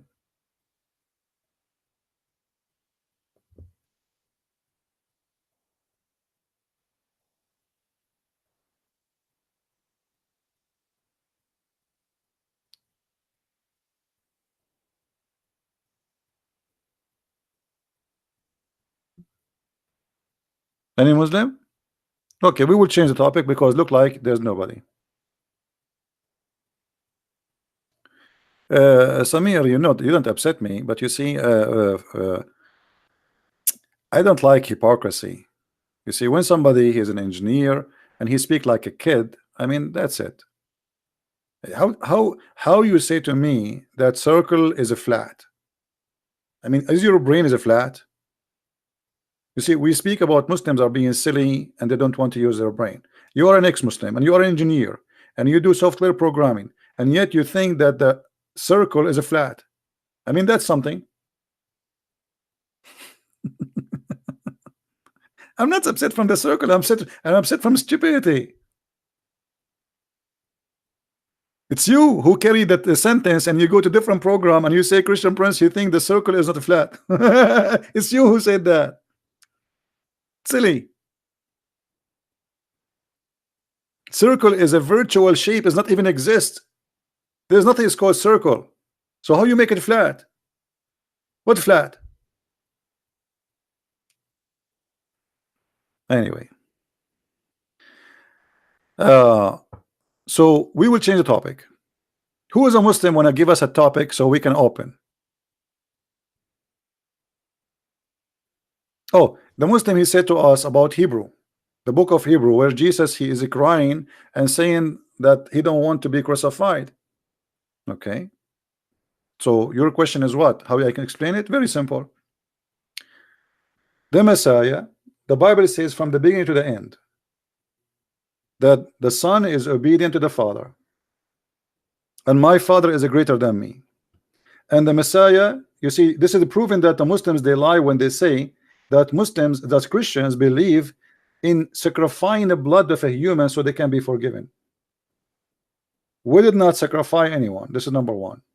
The Messiah himself, he knew the future. This is number two.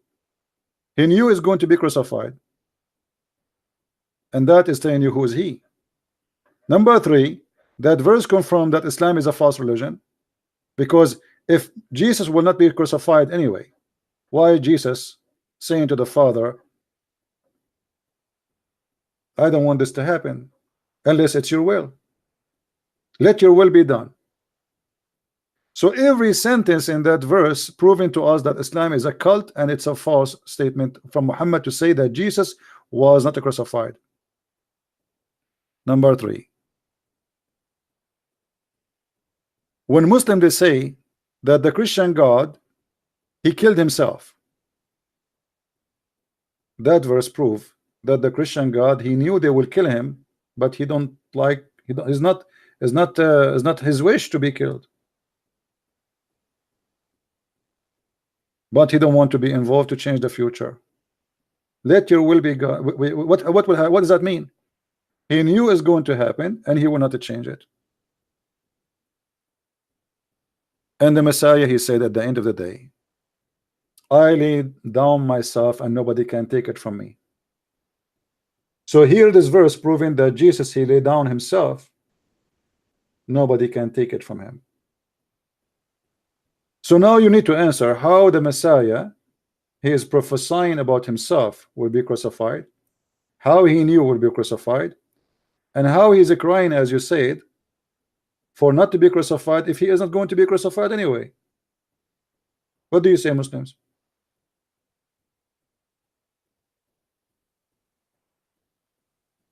Any Abdul?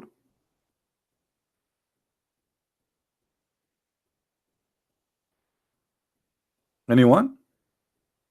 Same time, as long we open the topic about crucifixion, the Quran confirmed that the crucifixion happened. You see, Muhammad, by denying the crucifixion, he confirmed the crucifixion, and let's show you how. Muhammad, he suffered from low IQ. He is a very low and intelligent. Look what the verse saying. They say, who supposedly the Jews, we killed the Messiah, Isa, Jesus, the son of Maryam. Look how stupid this statement is. Guys, the Jews, they say we killed the Messiah. The Jews are waiting for the Messiah. How the Jews, they will say we killed the Messiah? Any Muslim can tell us how such a stupid statement can be made? Who is the Jew, he says we killed the Messiah? Can you show me that Jew? Who is the Jew who says we killed the Messiah. Who is the stupid here? Any Muslim can show us the Jews who say we killed the Messiah? Because if they killed the Messiah, then why the Jews are waiting for the Messiah? The Jews don't believe they killed the Messiah. So this is number one lie. Number two, they say we killed the Messiah, the son of Mary. Why? Why they say he is the son of Mary? So that means the Jews believe that the Messiah is born without father. Correct, guys? Is that correct? When we say that we killed the Messiah, the son of Mary, that means the Jews admit and agree that the Messiah is a son of a virgin woman, but the Jews don't believe in that. So this is lie number two about the Jews. Lie number three, but they killed him not, nor crucified him, but the resemblance of Isa was put over another man. Hold on. That's getting more funny. Allah, he put the resemblance of Isa, brother, over somebody else. Okay, hold on. If we ask any Abdul, why Allah he put the resemblance of Isa over someone else, what a Muslim will say? Who is a Muslim? Mohammedan will say to us the answer.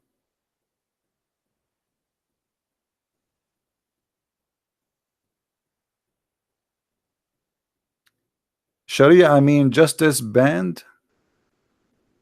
That's not, no, that's not what Sharia is. I don't know, you are saying Allah mean peace. Are you Muslims really? Sharia does not mean banned, have nothing to do with even the Islamic religion. Sharia coming from the word shara, which mean legalize. What are you talking about? To legalize something. Stop being stupid and don't say, obviously you don't speak Arabic. So here the verse saying, but Allah he resembles someone like Isa, Jesus, and he put his resemblance over different man. But this is mean that Jesus was crucified. Correct, guys? This is mean Jesus was crucified. Why? Because he just confirmed that people they saw someone look exactly like Isa. Is that correct, guys? The Quran confirmed that the true Jesus, the true Messiah, is the one who crucified. Because if I am now a human and I see someone look like Jesus exactly, speak like Jesus, have the voice of Jesus, have the hair of Jesus, and he is being killed in front of me, why I will not believe this is Jesus? Give me a reason. So your stupid Quran confirm that everybody was there. He saw a perfect Jesus in the cross. So nobody lie. The only liar here in this story is you, Muhammadan. 600 years after Jesus, you come back and you say, oh, it was someone look like Jesus. That means Jesus was on the cross.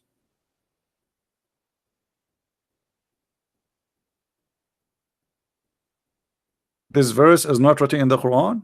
This Abdul saying to me, this verse is not in the Quran. No, it's in the Quran. This is chapter 4, verse 157. Maybe you have Quran of Zakir Naik. This is why it's not there. Zakir Naik, he got his Quran from the flea market. The goat ate most of it. Any Muhammadan?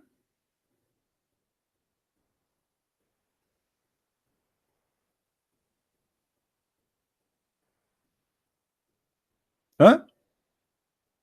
The Quran is a stupid book. This book confirmed that Jesus, he was crucified. Now you Muslims, you have to prove to us that this was the resemblance of Jesus, not him.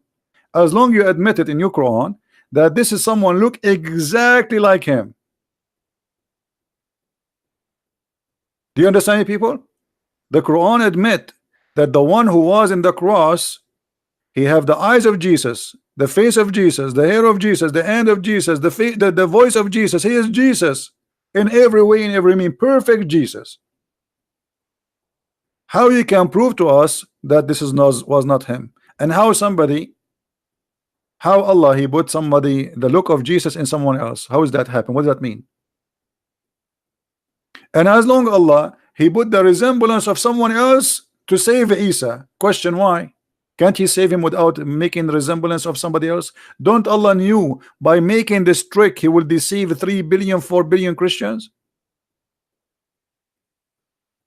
Same time, Why Allah don't do the same to save the stomach of Muhammad? Forget about resembling Muhammad.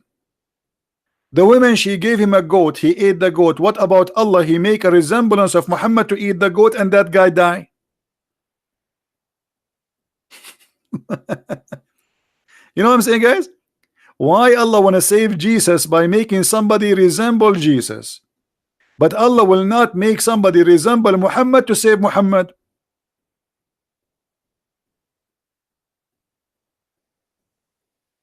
Any Abdul?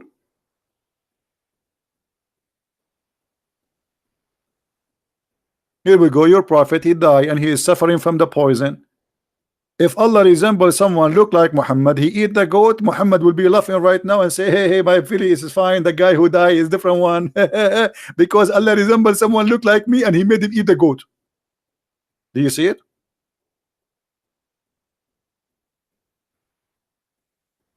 Any Abdul? Stupidity. So every simple question of those are disaster for the cult of Islam. Allah did not resemble Muhammad to save Muhammad. Allah resembled Isa to save Isa. And that's mean that every statement in the Bible about seeing the crucifixion of Jesus is true. Because the Quran confirmed that. The Quran confirmed that this is someone resemble exactly Jesus. So if the disciple of Jesus, they said we saw Jesus in the cross, they are not lying. The Quran confirmed that.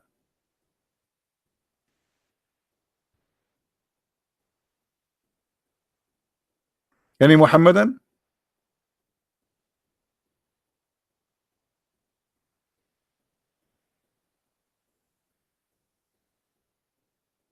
Any Mohammedan here? This is the most stupid book ever.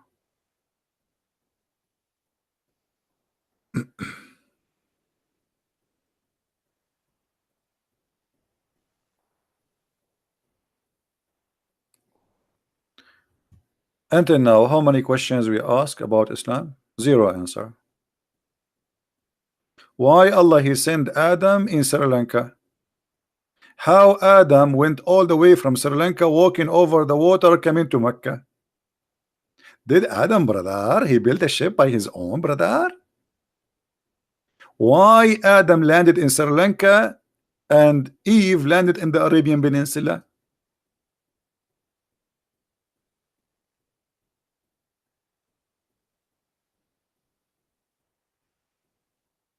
Anyone?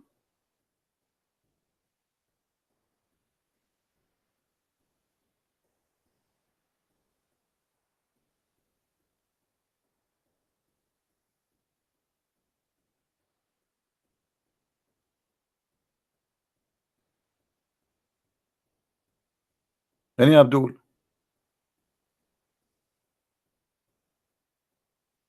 Why the Prophet he fast Ashura, which is the pagan fasting? No answer. Why he switched to Ramadan? No answer. Allah told him to fast Ramadan? Why? Because the Quran came in the month of Ramadan, but the month of Ramadan is not a month.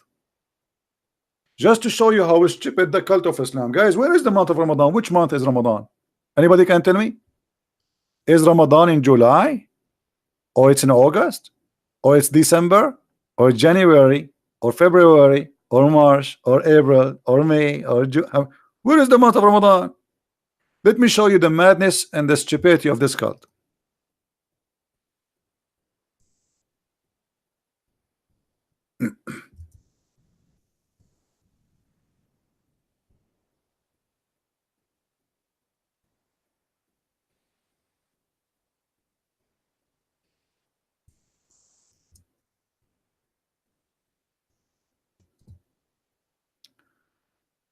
Give me a second.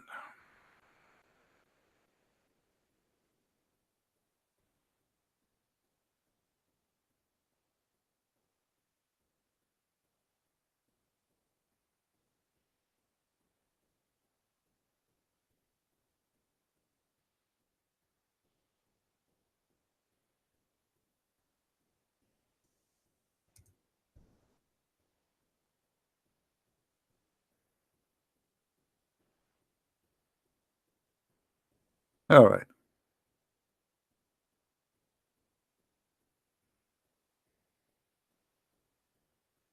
I'm trying just to find a website where it shows you the list of Ramadan for the last and the coming 10 years. And you will see that the month of Ramadan does not exist.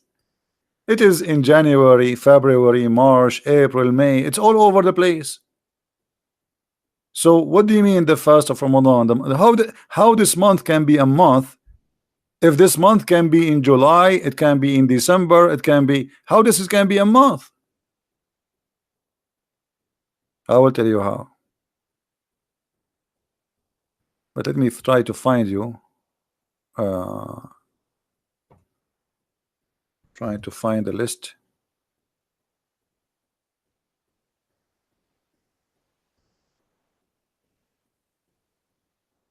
What happened? I cannot find the website.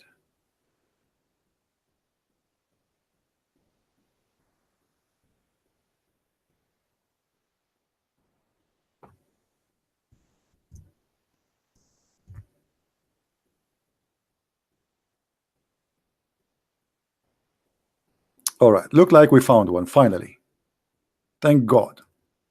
Guys, read with me carefully. This is the month of Ramadan. This is a Muslim website. Ramadan in 2013 was in July 9. In 2014, June 28. 2015, June 18. 16, June 7. Let us move. Ramadan will be in May 6 this year. Then is going to be in March 23. We are jumping, just to show you. In 2027 is going to be February 8. In 2030 is going to be January 6. What is this? Muslims, what is this?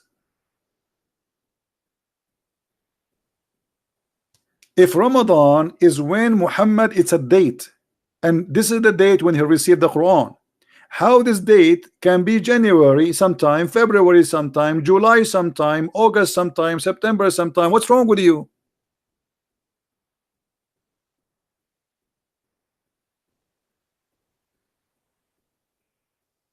Anyone knows why? What happened? You see, the Muslims they adopted the pagan month, the pagan calendar before them. Ramadan was a month existed by the pagan. But what my Muslims did, they decided to change the date of the year to start by Al-Hijrah. What does that mean? The day where Muhammad he left from Medina, from Mecca to Al-Medina. And by doing that, they switched the year. The year is not the same before. It's messed up. So now the calendar is moving. It's not fixed no more. So July can happen in the middle of December, and December can happen in July. Any Muslim want to say to me I'm lying?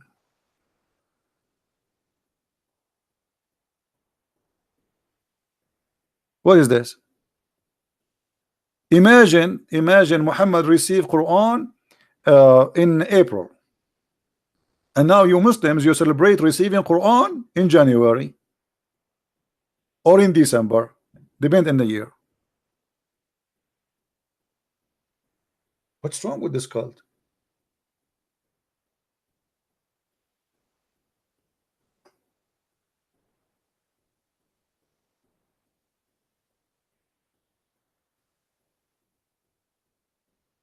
Anyone?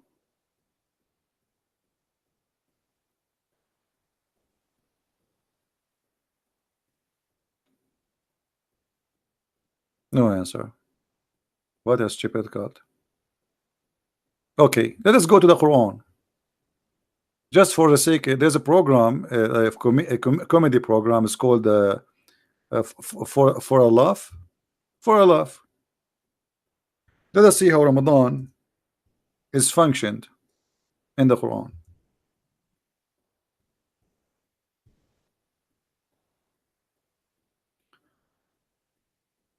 The Quran says in Arabic, شهر رمضان الذي أنزل فيه القرآن. Okay, translation: the month of Ramadan which was revealed the Quran. Where is the word month?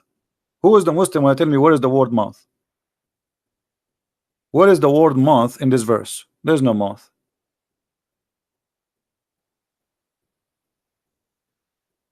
No, there's no month. The word shahr, you can go right now to the Hebrew, search for the word shahr. The word shahr is a word mean the moon. The moon. The moon of Ramadan, which was revealed the Quran. Muslims, how the moon of Ramadan is the where the Quran was revealed. In the Arabic language today, the word shahr mean the word shahr mean a month, but this is not the origin of it. The word shahr mean a moon. So the year for Allah is a 12 moon.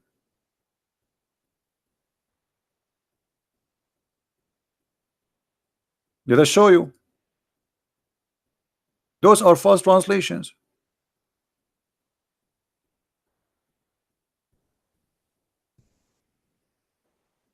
Hmm?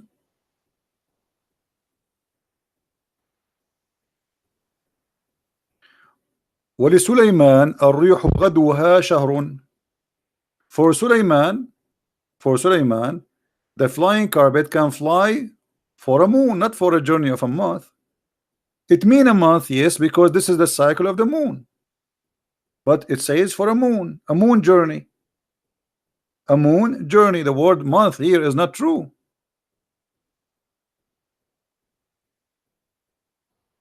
Any Abdul? No, the word shahr mean moon. Okay, hold on, let me show you. You Muslims are you live in denial, brother.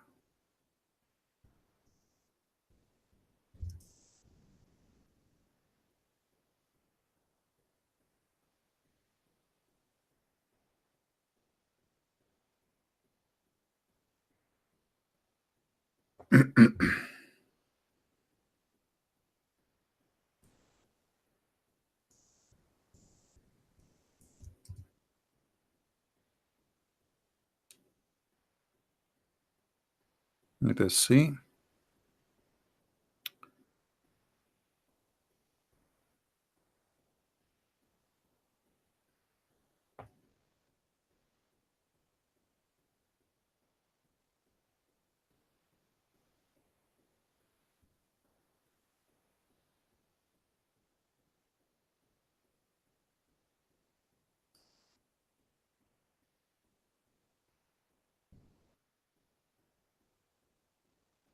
Do you see it?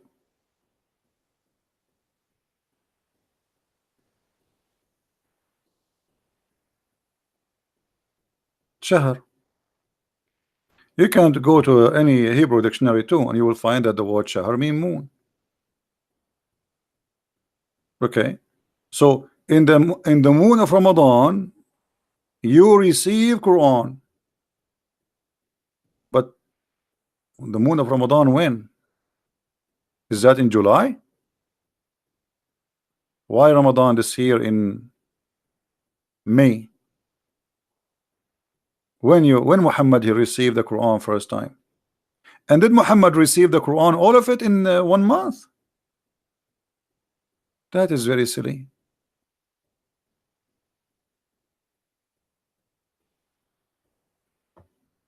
Do we have any Muslim? Any Muhammadan? No? Yeah, the word shahr mean a moon, you know.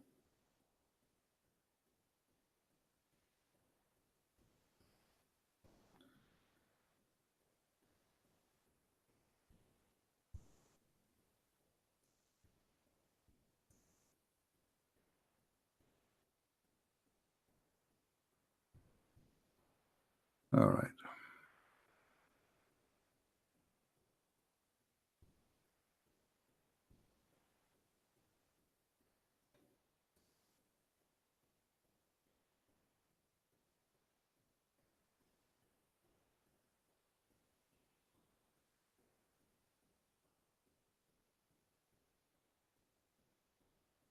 Any Abdul?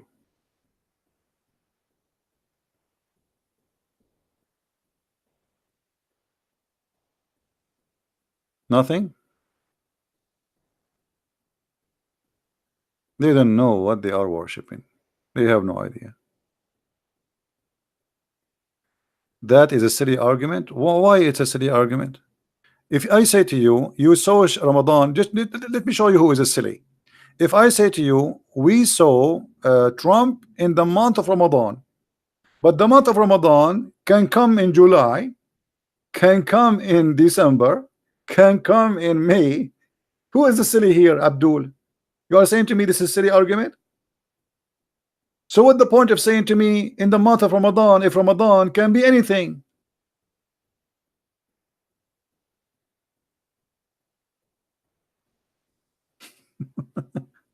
Let us see who is a silly here.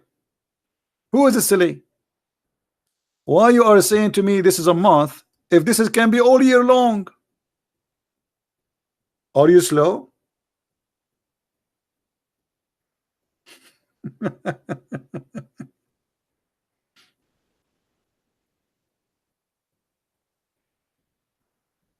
Do you understand me, guys?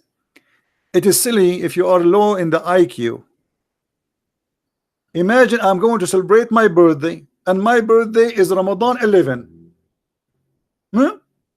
I want to celebrate my birthday according to the Islamic calendar. Ramadan, I am born in Ramadan 11, let us say. Okay, when is going to be? How my birthday is going to be sometime in June, sometime in December, sometime in October. Who is a silly here?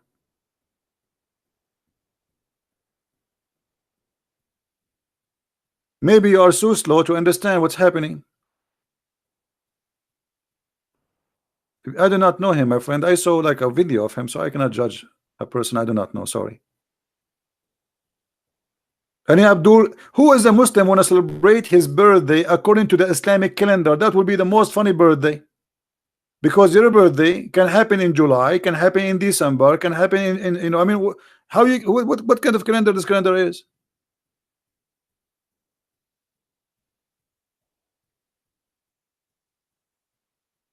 Hello? Where is the guy saying this is a silly argument? Is he still convinced that this is silly argument?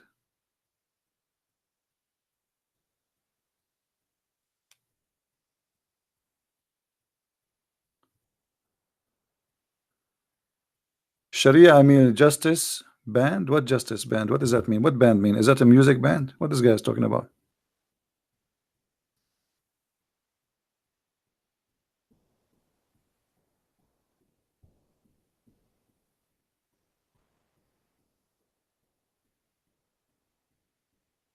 Hmm? What Sharia? I mean justice band. Let me show you your Sharia. You want us to talk about justice? Let's see justice. Let us show you the justice, the stupidity of the justice of Islam.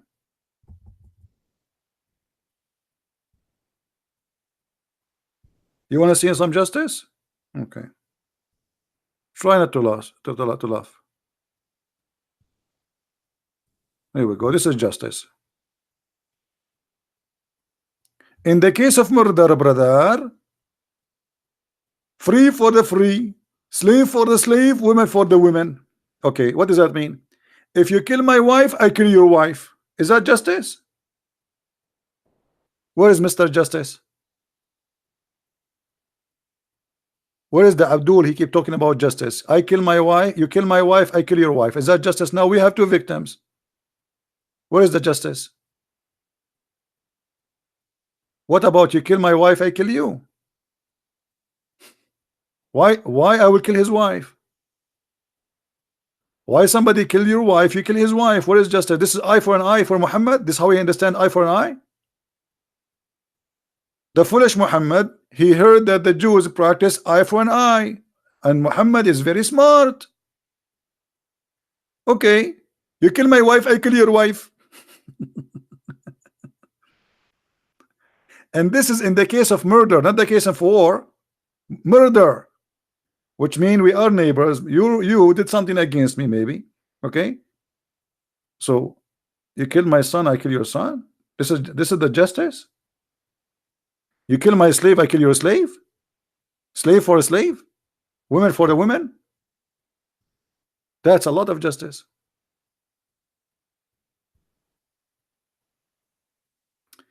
Don't text me unless you are a Muslim.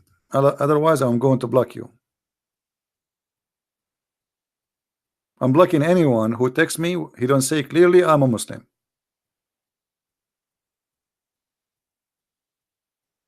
And then you have to call me. You keep texting me, I will block you. Any Abdul? Where is justice?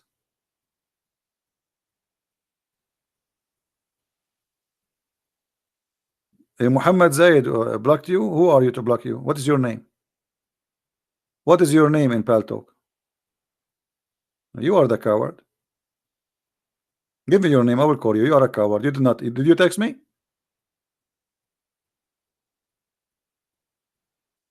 Give me your name in Paltalk. I will call you right now. I will put you in the screen. Have you ever heard of somebody in Paltalk? His name is Ali. Your ID is Ali in Paltalk. I mean, is that an ID? Are you stupid or what? Liar.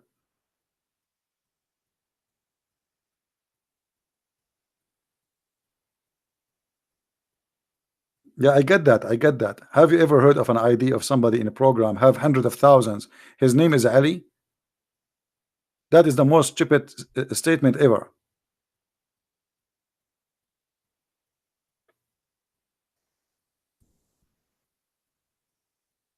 His name is Ali. True story.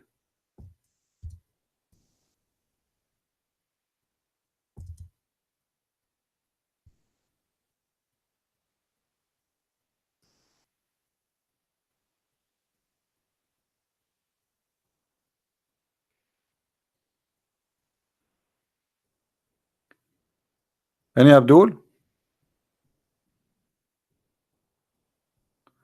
His ID, wise man. Okay, this is wise man. Well, he did not say to me, I am a Muslim. He sent me a text. He says, hi. Hi, hello. It's me you are looking for. Okay, wise man, I'm going to text you. Hold on. Here we go. And I'm going to call you in front of everybody. Answer.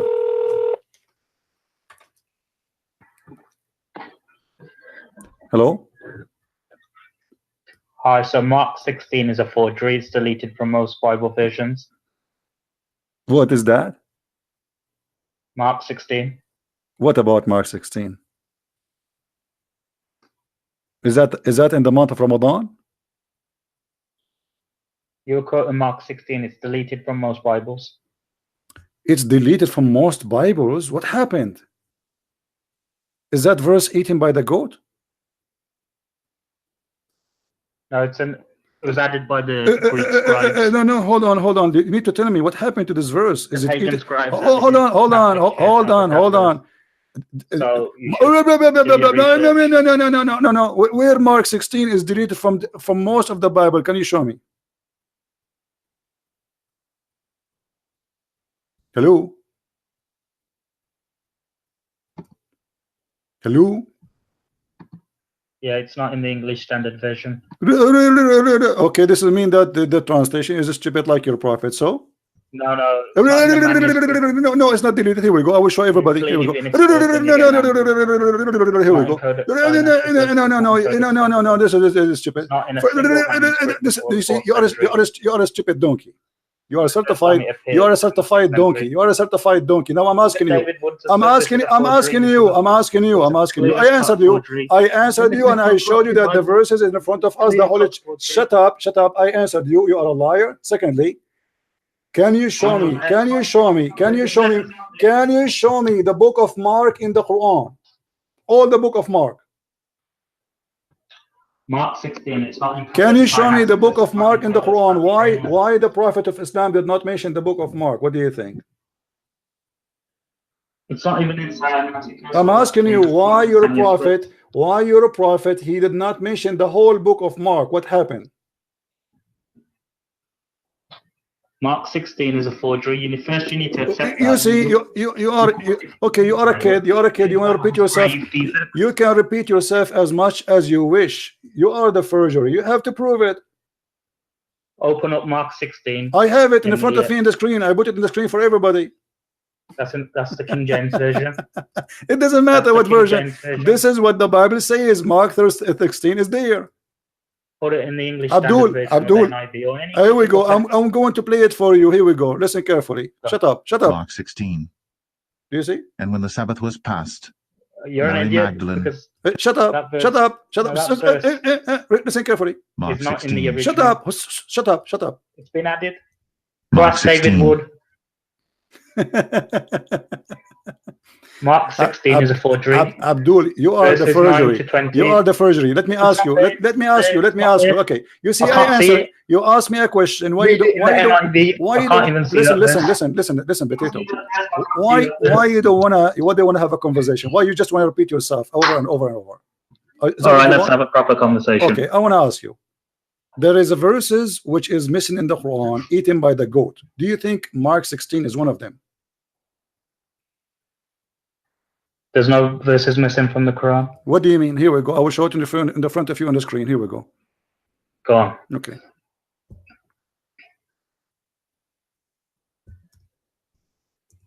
All right. And anyone can check Hold on. Mark 16. Don't look look at the anyone. footnote Yeah, in the it's in front of NIV. me. The verses are not there.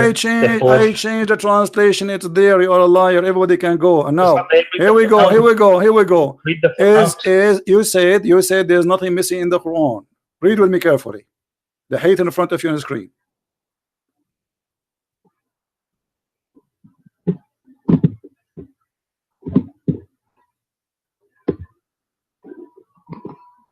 Yeah, that's abrogated. There's two types of abrogation. This is abrogated. So who is the one who abrogated this verse? Who is the one who abrogated this verse? The goat or Allah? That hadith doesn't have a strong chain of narration. No, this is Sahih.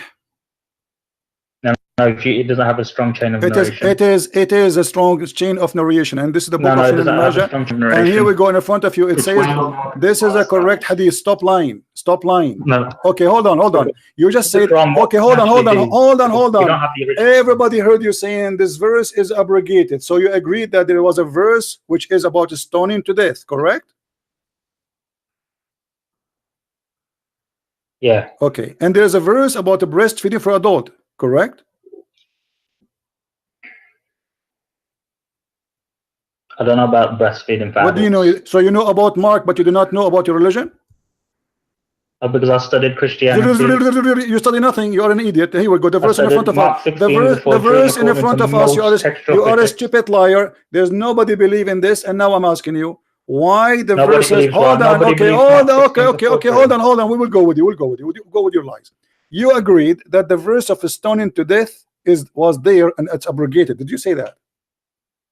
Yeah. Okay. What is the verse which abrogated this verse?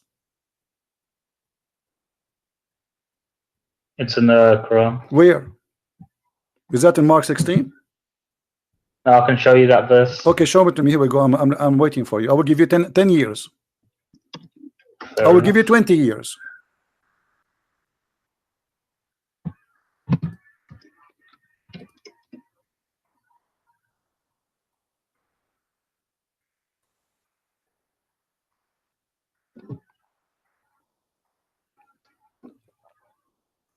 If there is any Muslim in the chat, you want to help this Muslim brother, please help him.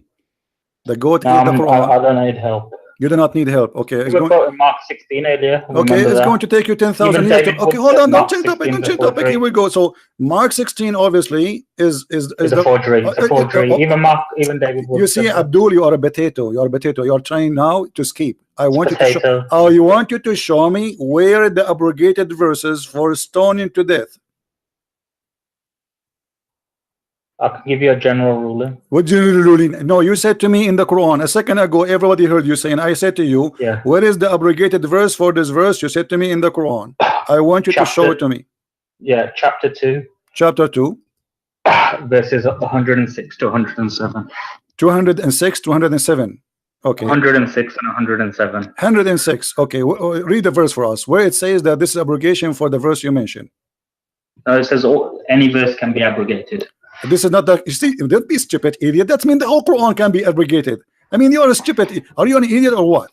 Where is the verse? You said to me the abrogation for that verse is exist in the Quran. Where is the says verse? what? No, where is the verse abrogate that verse? Because in order to abrogate a verse, you have to replace it with a verse. Verse about it. Where is the verse abrogate stoning to death? That's the verse. It's a general ruling. That's stupid of you. Secondly, I want you to show me one Muslim in the world agree that the verse of stoning to death is abrogated. Otherwise, you have to admit that you are a certified donkey. I think you've lost the plot. No, I'm asking you, I am challenging you to show me one Muslim in the whole world believe that the verse of stoning to death is abrogated. Which means it's not to follow. So. Huh? Every Muslim believes that. No, you practice it. Do you practice stoning to death or not? No, maybe I don't practice stoning to death. No. What? What? I don't practice stoning. Because you're a potato. I'm asking you, do Islam practice until now stoning to death according to Islam? Yes or no? Yes. Okay, so why they practice if it's abrogated? Are you donkey or what? How you say to me it's abrogated and Islam practice it?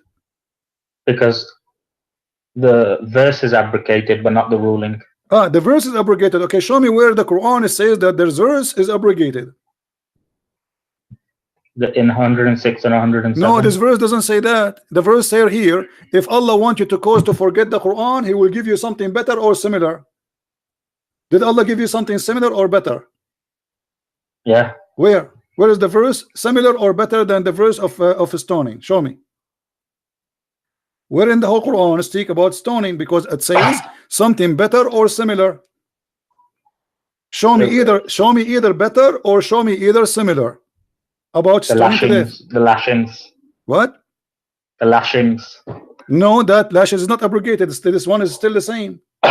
This is No, that one stupid idiot. That one for single people. Stupid. You're a donkey. I think That you've lost is the plot. stupid. You're Listen, stumbling. that What are you verse. getting angry for? That verse is a for single people who they are married. Stoning to You've death actually is gone off for the married original people. topic. Listen, Abdul. Listen. I'm asking David you. Wood said Mark 16 Be is a honest with forgery, you. and you're saying he's lying. You are a I don't know donkey. if he's lying. Don't say David Wood. He says something. You are a liar. You are a donkey. I'm asking you. I'm It's asking on video. you. It's on video. You said Mark 16 is a forgery. No problem. I No can show problem. you right now. Listen. Oh, I'll show you right now. No Christian believe that this is a forgery. You are the forger like your prophet. I'm asking you now. According to everybody. Listen. According to every Muslim, who is the one who sent Mark 16? I'll show you David Wood. Who is the one who sent Mark 16 down? Is it Allah? I'm playing the video for you. No, don't play videos for me. You want to play video for me? Why? Yes, stupid idiot. You see, guys, when the Muslim they speak about something, they cannot handle the truth. If there's any translation, I can make now a translation and I take the whole chapter off. I can take the whole Bible off. That is a translation we don't accept. Even if the meaning is wrong, it's a translation made by a translator. If we show them now Muslim translation which quoting verses as an example, the translation of what is named this guy, the one who made number 19, what his name, guys? Anyone remember the one who was killed in Arizona? The Muslim they say we don't accept it. This translation is rejected by us. You see the hypocrite how they are? But we have many Quran, they don't match with the Quran. Even Uthman himself, he burned many Quran. Uthman himself, he burned many Quran. Why he burned the Quran if they are the same Quran? Quran Ibn Mas'ud don't have the chapter of Al-Fatiha. Umar ibn al-Khattab, he said the Quran was 1,025,000 letter. Today the Muslim they have less than 270,000 letter, which means more than 85% of the Quran is missing. When we show him this hadith about the goat eating the Quran, look what he did in the beginning. He said this verse is abrogated. To have an abrogated verse, you have to replace it. And there's no Muslim believe. Actually, he said to us, it's abrogated as a verse, but not as a ruling. Not as a ruling. What the point of abrogating the verse? How the verse can be abrogated if you follow the ruling? And what the point? Why Allah don't want you to remember the verse? There is something wrong with it? Oh, what happened? They cannot find the verse in the Quran. but they remember the ruling, so they practice the ruling. That's exactly what happened. And here it says breastfeeding for adult. Where is the verse for breastfeeding for adult? Aisha, she explained what happened to the Quran. The goat ate it. The goat ate it. As simple as that.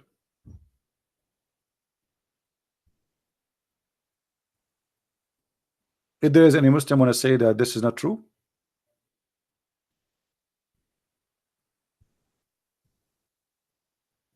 anyone?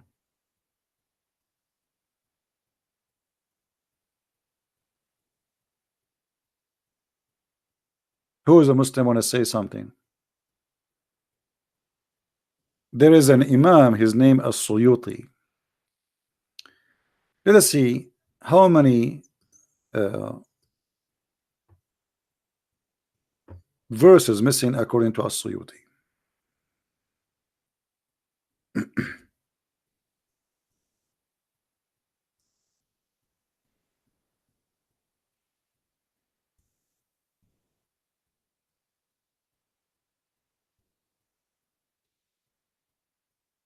Read carefully with me. All those are by Imam As-Suyuti. He counted 57 count of corruption in the Quran, and he is a Muslim Sunni. 57 story proving the corruption of the Quran, but this does not mean 57 verses are missing. No, that means there are thousands of verses are missing. Look what this guy said. He said that the verses of stoning to death was abrogated. Look what Umar he said. Let me get him busted.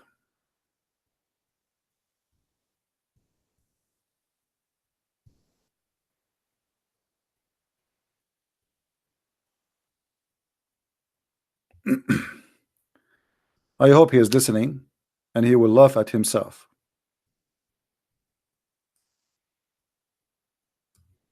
And we will show it to you from Sahih al-Bukhari, which is a very Sahih hadith. You're a liar. There's nobody believe that this verse is abrogated.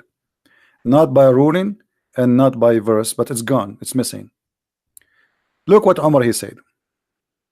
I am afraid that after a long time has passed, people they may say, we do not find the verses of a regime. The guy, does it say verses?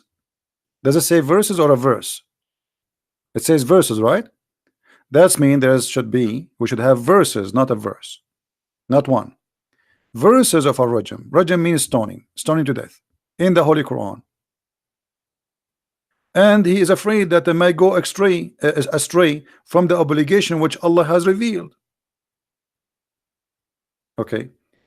If it is abrogated, why Umar he believe that he's afraid? And Allah abrogated. Is Umar correcting Allah? Is Allah is stupid? Who is the one who will abrogate the Quran? It's Allah. Okay, if it's abrogated, then Umar, this is after the death of Muhammad. That's it. There's no change will happen. Muhammad is dead. No addition will come to the Quran. And yet Umar is afraid that people will not practice the death. Why? Because they cannot find the verses, not because it's abrogated, you liar.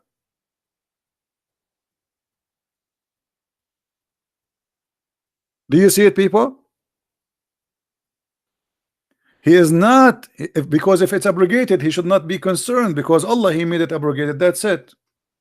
If Allah made it abrogated, Allah is all wise. He's not stupid, supposedly.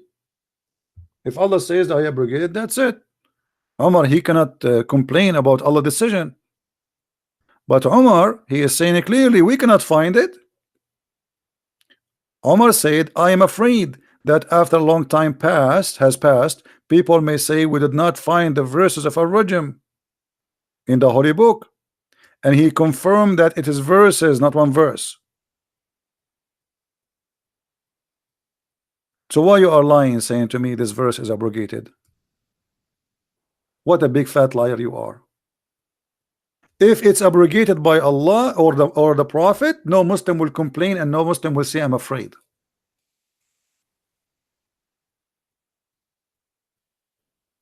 Hmm?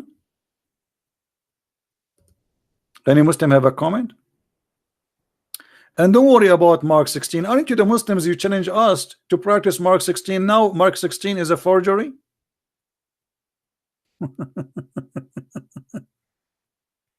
And you know what? Let us go with you.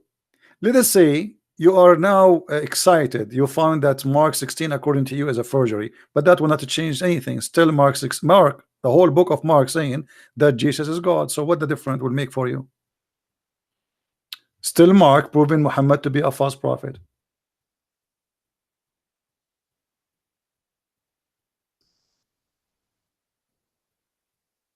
Any Abdul?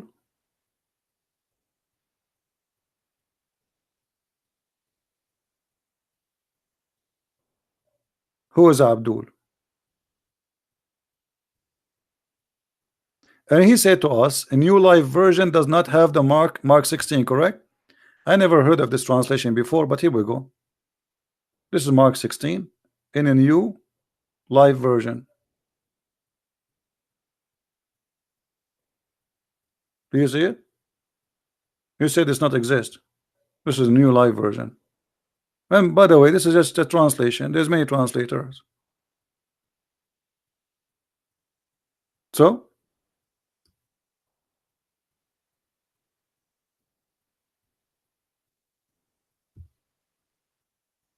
do we have any Abdul here? So this is the best you come with? And look how they deny. They say this hadith is not sahih. So you are saying to me it's a forgery. So you are complaining about forgery in Christianity, but you are agreeing that Islam is a forgery because this is the books you call it sahih. So how you call the book sahih, but it's the book of forgery?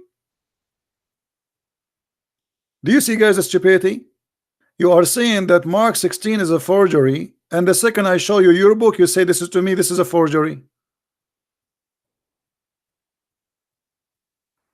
Anything make Islam look stupid, you say it's a forgery.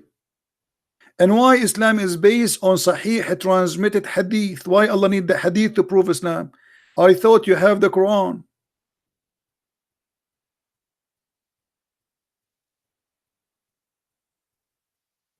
Why you need the hadith? Even your prophet, he said, don't write hadith. This to show you how stupid Islam is.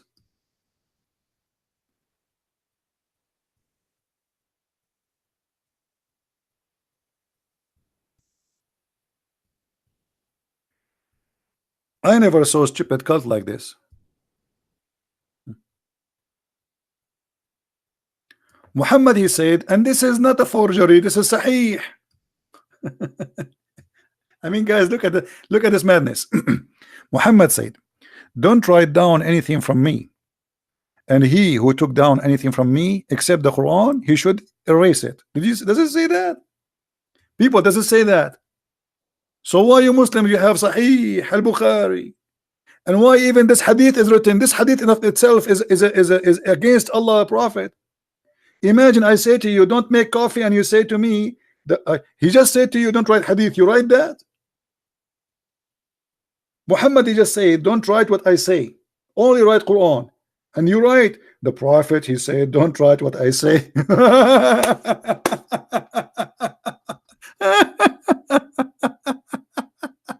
Unbelievable. The religion of the most low IQ ever. Your prophet just told you, don't write the hadith. You are writing the hadith, saying the prophet says, don't write the hadith. What's wrong with you? He just said to you, don't write that. You write it down.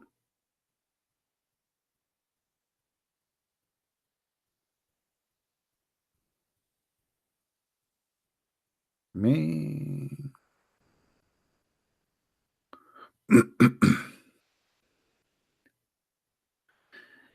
Can you share good proof that the moon was okay? Let me you're asking me to find more reference. Okay, give me a second. Hold on.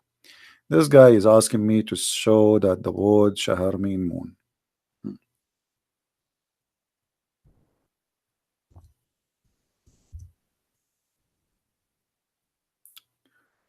All right.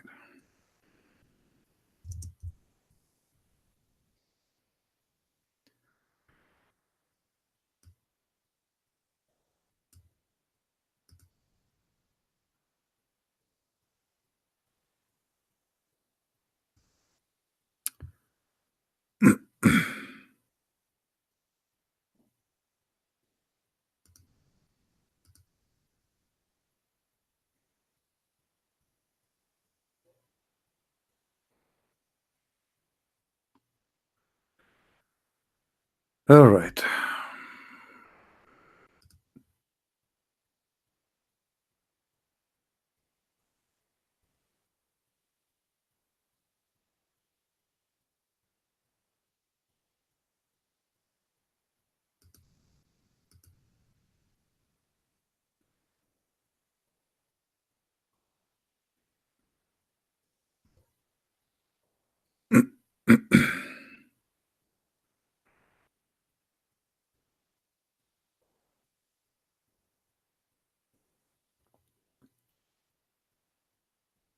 Well, I'm trying just to find an official website,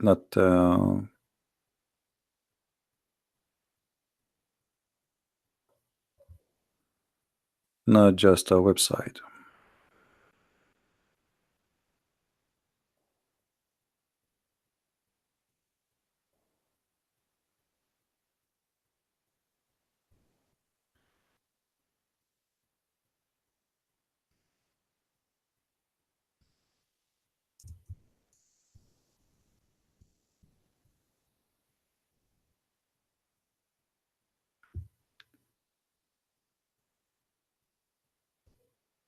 I found a website, but I want to show you something official, not just anything.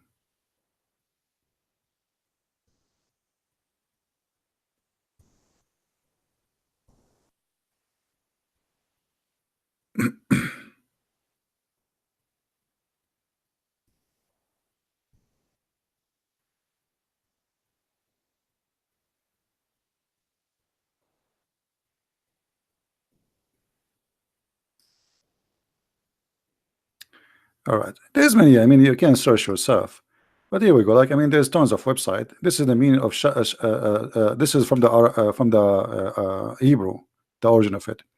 Shahar, mean of Shahar. What does Shahar mean in Arabic? The moon. Do you see it? All right.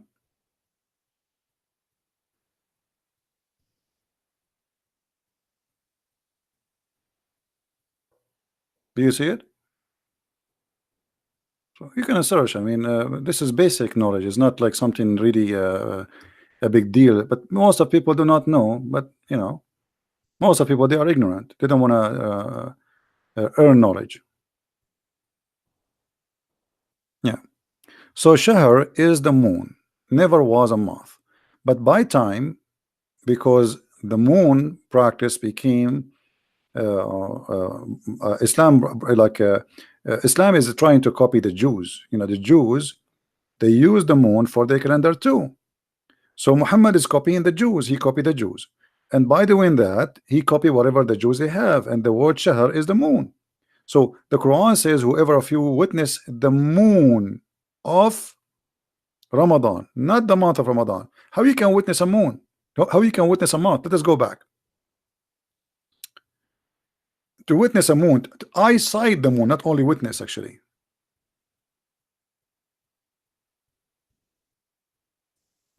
Let us see. Hold on.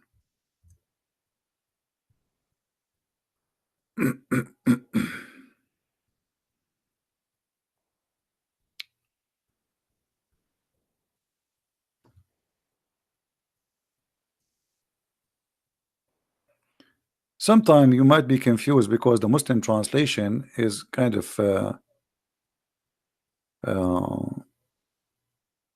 confusing. Okay, do you see here what it says even in the Muslim translation? Guys, let us say, whoever of you sight between two bracket Shahr, Hilal, huh? Whoever of you witness what? Sight what? Sight. Do you know what sight mean? People, what sight mean? Is sight is something we see? Is that correct? When we say sight, does that mean we see something? Are you following with me? Guys, are you listening or not? When we say one of you sight something, sight, it's mean we see it, right? Okay, see what? Even between two bracket in the Muslim translation, they say the crescent first night of the month of Ramadan. The crescent what? The crescent moon. You cannot sight the month, you sight the moon.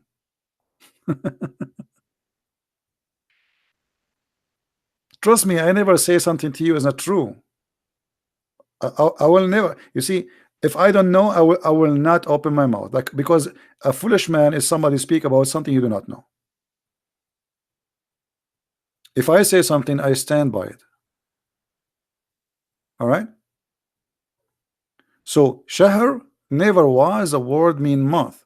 And look here how the false translation exposes itself.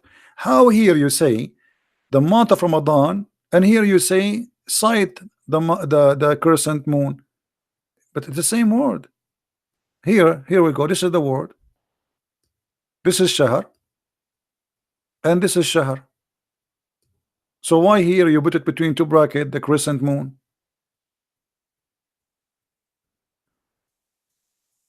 You see it? So Ramadan is not a month, it's a moon. Whoever of you witness sight the moon of Ramadan, the Muslim, they believe that Ramadan is a moon, and that is the moon of Ramadan. So when you sight the moon of Ramadan, which is the crescent moon, and here you need to ask yourself, why the crescent moon? Why it have to be the crescent moon? What about seeing the moon? Any Muslim knows?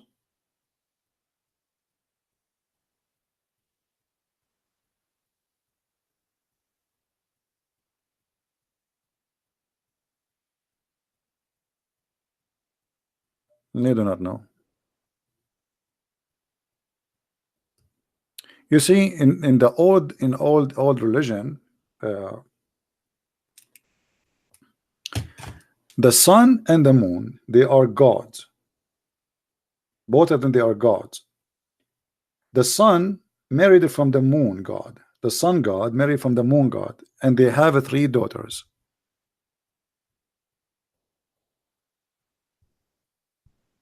You remember their names, right? Allat and Al-Uzza and Manat.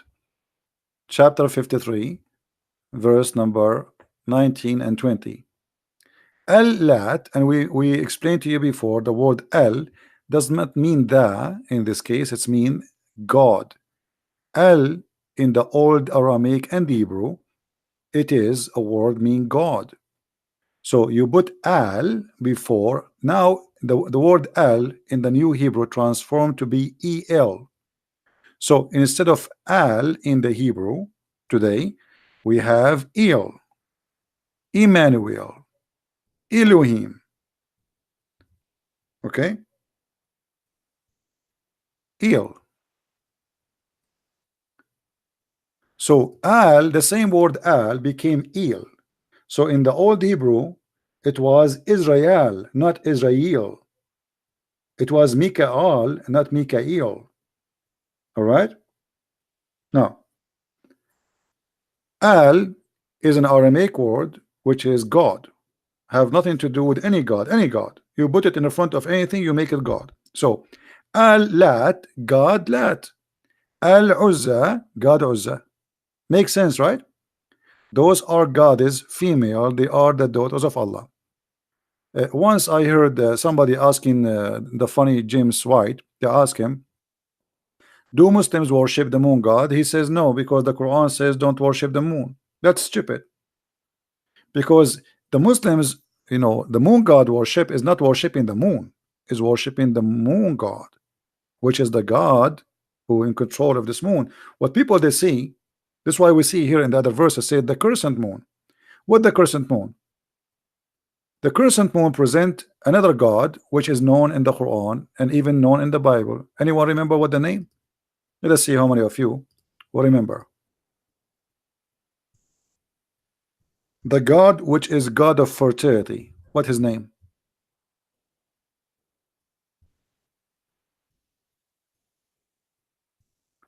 Anyone remember?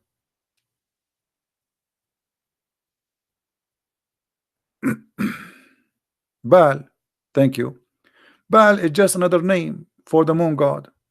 Chapter 37, verse number 125, it says, you will call upon Baal, and you forsake the best of the Creator. The stupid Muhammad do not know that Baal is just another name for other nation for the same God, the god of fertility. So the crescent moon, supposedly, that when the moon god Baal, he show his horn because he is the male and now he's having sex. This is why the Arab, when they have the crescent moon, they start all their activities, which is about like, let us have sex, because now the god of fertility, he will make the women have a child. If you go in the black stone, you will see that the black stone made in the shape of a vagina. Why it was made in the shape of a vagina? Why it's not made in shape of something else? Let us go to the black stone. Hold on.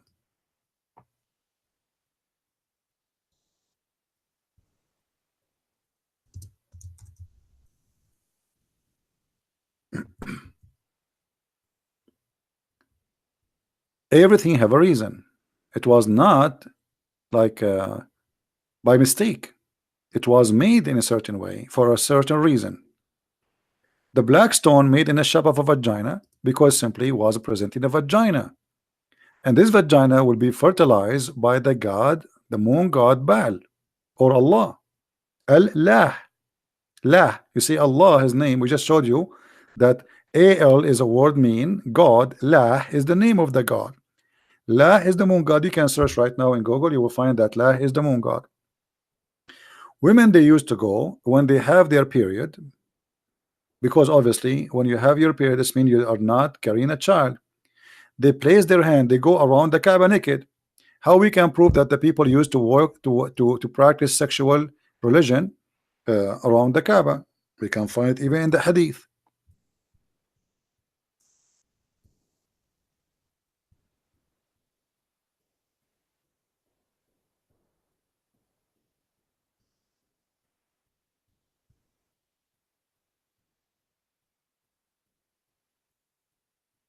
Let us see. Here we go.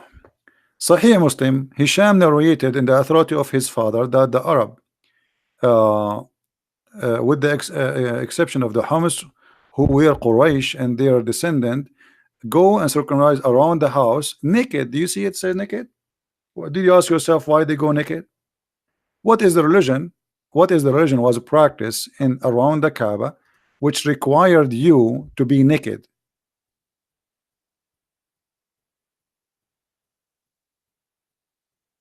Because this is a sexual Kaaba. The moon god Baal, the fertilized god, he is going to fertilize your vagina. So they made a black stone in the shape of a vagina. And then the women, and by the way, everything I'm saying to you is coming from Islamic books. You remember we showed you. This is coming. Why the black stone became black?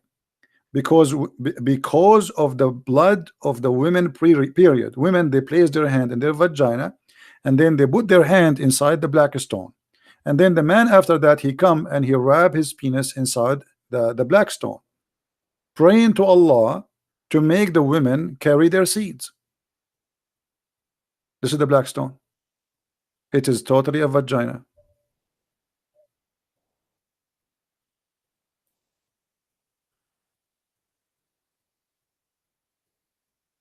Any Muslim want to say to me, I challenge you, you are a liar? Who is a Muslim want to challenge me?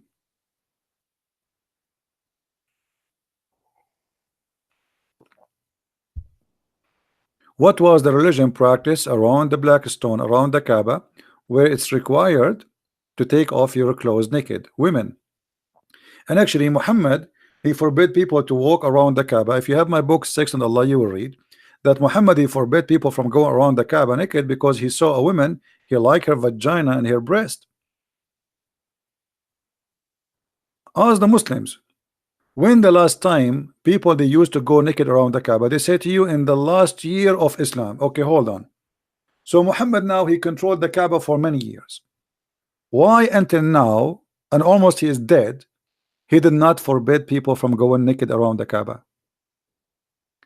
Islam now is controlling the Kaaba. Islam controlling Mecca. Who is the one was going naked around the Kaaba then?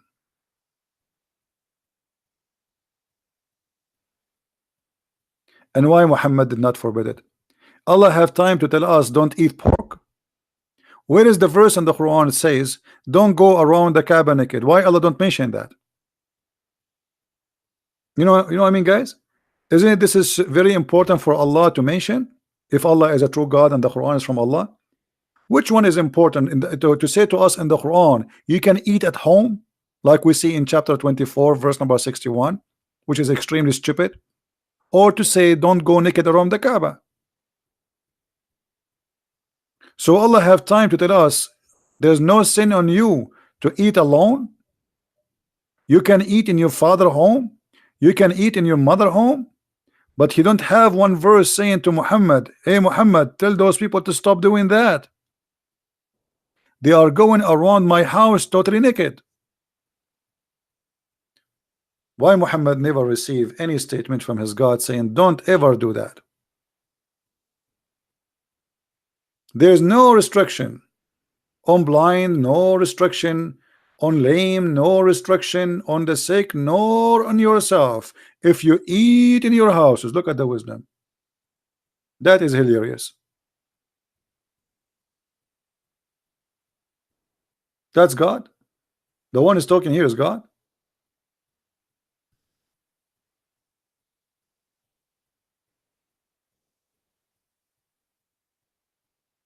Muslims, the one here is talking is God.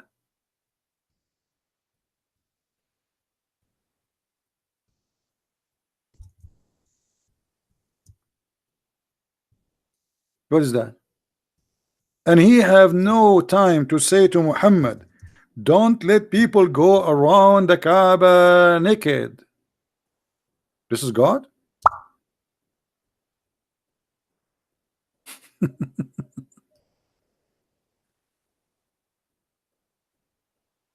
I'm a liar. Haji, are you there? Haji, who is a liar? Haji, Haji, what do you say? Why the people used to go around the Kaaba naked, Mr. Haji? Who is a Muslim will tell us what was the religion practice around the Kaaba by the Arab? Require them to take off their clothes totally naked. What is that religion? Nakedness always involves sexuality. When we say naked, we mean naked, literally naked, nude. You see, guys, it says here clearly, even in the Muslim translation, in the state of nudity. Do you see that?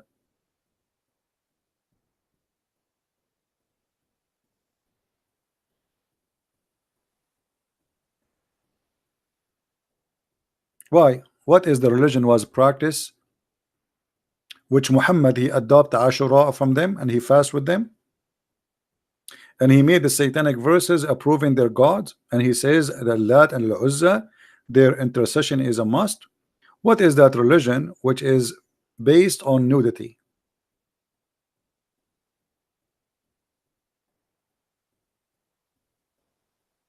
Anyone knows?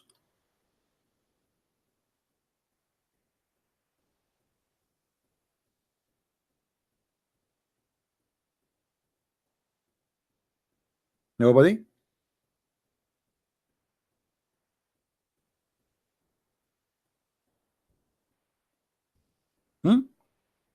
What is this religion? Why people want to go naked? What's happening here?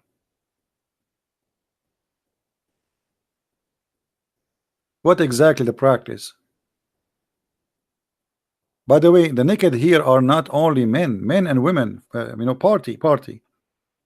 Man, if Muhammad he keep doing that, the Hajj will be very, very popular.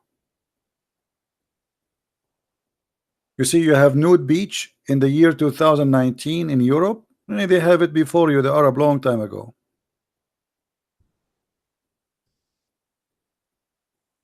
Women get totally naked.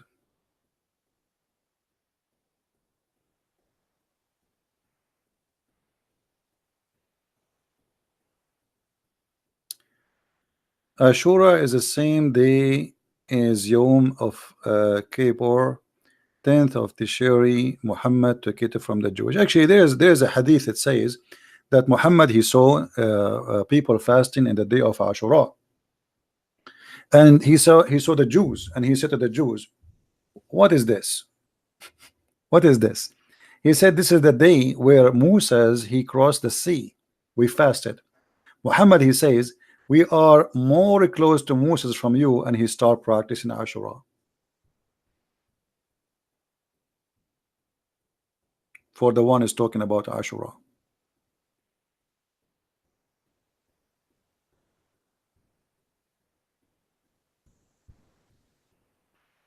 Any Muslim? Here we go. You see the hadith? Who is the one who was talking about he took it from the Jews? What's his name?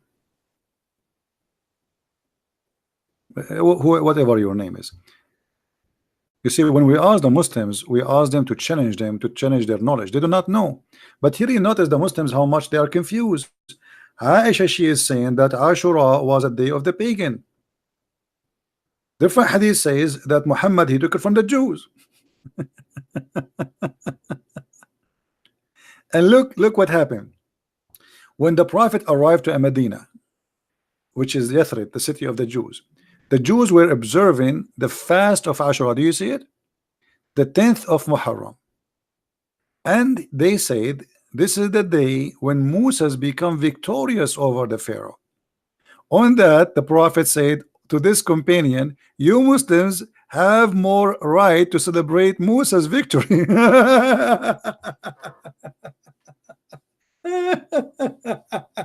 So it was not Allah who ordered him. Muhammad here clearly is copying the Jews.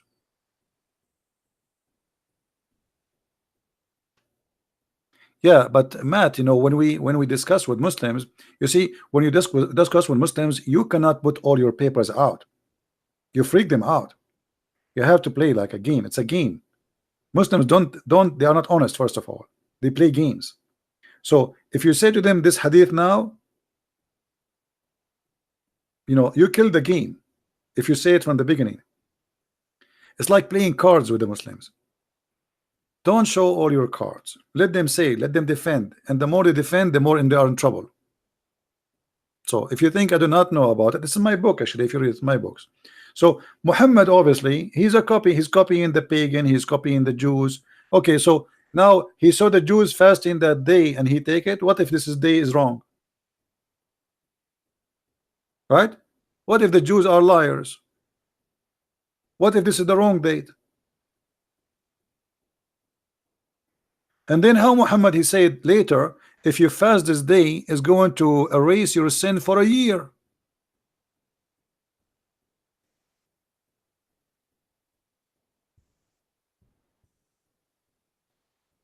Where he got this belief from?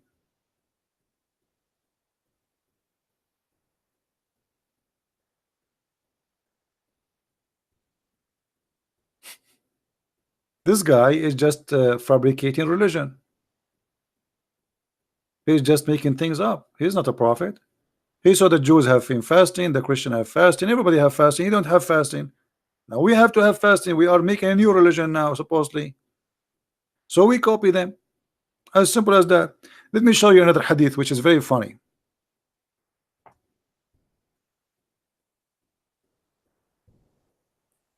Once Muhammad was performing a funeral prayer on a Muslim. The Messenger of Allah, SAW, this is like a Mercedes-Benz, you know, in that time, used to stand up for a funeral, entered the corpse, was placed in the grave. Okay. A learned Jew, when we say a learned Jew, what does that mean? A rabbi. Rabbi. A learned Jew passed by him and he said, this is how we do it. What he said? This is how we do it. What he said? This is how we do it. The second the Jew he said, this is how we do it. Look what Muhammad did. He said, sit down, sit down, sit down, sit down, act differently. Like what the heck? All what the Jew said to him, this is how we do it. How Muhammad he changed the prayer which are given to him by Allah in a second. So just because the guy he said to him, this is how we do it, Muhammad he said, Sit down, sit down, sit down, sit down, act differently. That fast. If Muhammad is a prophet of God, and this is he was praying wrongly. So now we change the way we pray just to act differently.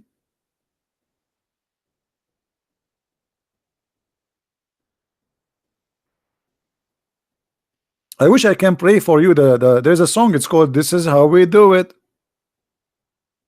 So all what the Jewish guy he said to him, "This is how we do it," and now Muhammad because Muhammad here he felt if he get busted. You see the point? When the rabbi said to him, "This is how we do it," Muhammad, they knew I'm copying them. Oh boy, they knew it. I have to act differently. Sit down, act differently. He got busted. If Muhammad he claimed that he is coming from the same God of the Jews, well, he can say, well, this is the correct way anyway, because we worship the same God, correct, guys? If I am praying the same as somebody else worship the same God, so why I need to change it, act differently? And how you can change it? Who allow you to change it? Are you saying to me that you were praying wrongly? Are you saying to me you perform a prayer which is fake? Otherwise, how you can change it if Allah told him how to pray?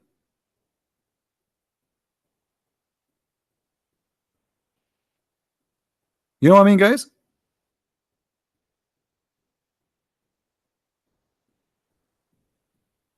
Imagine Jesus was teaching them how to pray, and he said to them, say like this, "Our Father art of heaven." And then a Jew, Rabbi Jew, he said to Jesus, "This is how we do it." And then Jesus says to them, "Act differently. Let us not to pray like this no more." That can't be true. This is how you find who is a false prophet, who is a real prophet. If Muhammad is a real prophet, he should be sure that, okay, this is the right way to pray anyway. You do it differently or not, that doesn't matter.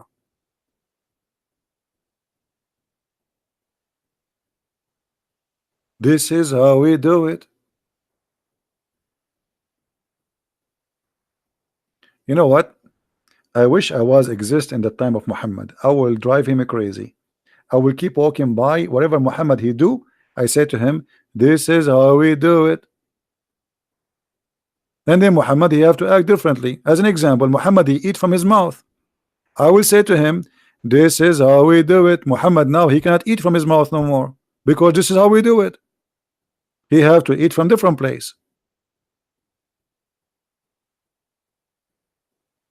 Muhammad he see by his eyes.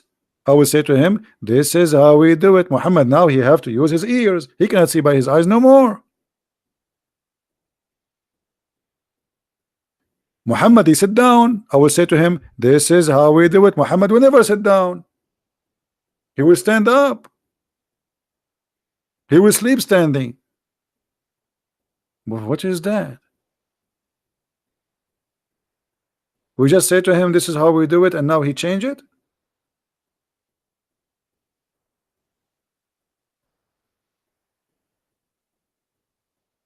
Do we have any Muslim have a comment why we have to act differently? But you know, we have to admit, you know, the prophet he brought a lot of knowledge to mankind which nobody knows. No Jews, no Christians, no Hindus, no Buddhas. And actually it's involved a lot of science. As you know, summer is coming, so I would like to give you some advices about summer stuff. This is an advice from the prophet, not from me.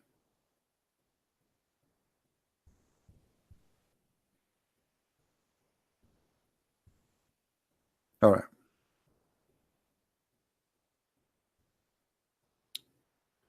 What if you are eating and a fly fell in your soup?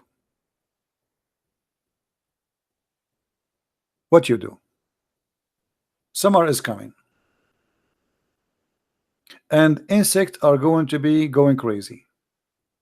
You are eating a soup, expensive soup. A fly fell down in your soup. Zip, zip, zip, zip. Up. The fly fell down in your soup because the fly getting hot. I think she think this is a swimming pool or something. And now the fly have bacteria and viruses, brother.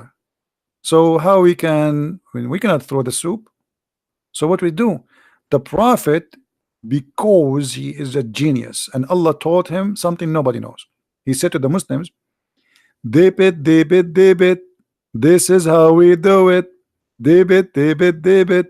This is, I want a Muslim to practice this. I want a Muslim to make a video live and the fly fell down in his soup and dip it, dip it, dip it. This is how, and then after that you drink the soup.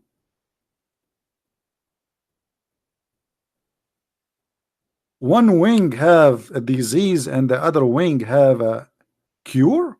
Are you sure? In the wing, brother. Actually, there is a video. There is a video. Yes, the moons. We will go back to the moon. The crescent moon is symbolic of Islam because of that reason. One of the reasons is they are just copying the moon god practice before. But let's go here. There's a video made by a Muslim from Egypt, I believe. I think he is Egyptian. Let me see if I can find the video. This guy in this video, he said that, brother, the enemy of Allah, the Catholic Church, brother, they hire 2 German scientists from Germany. To what? 2 German.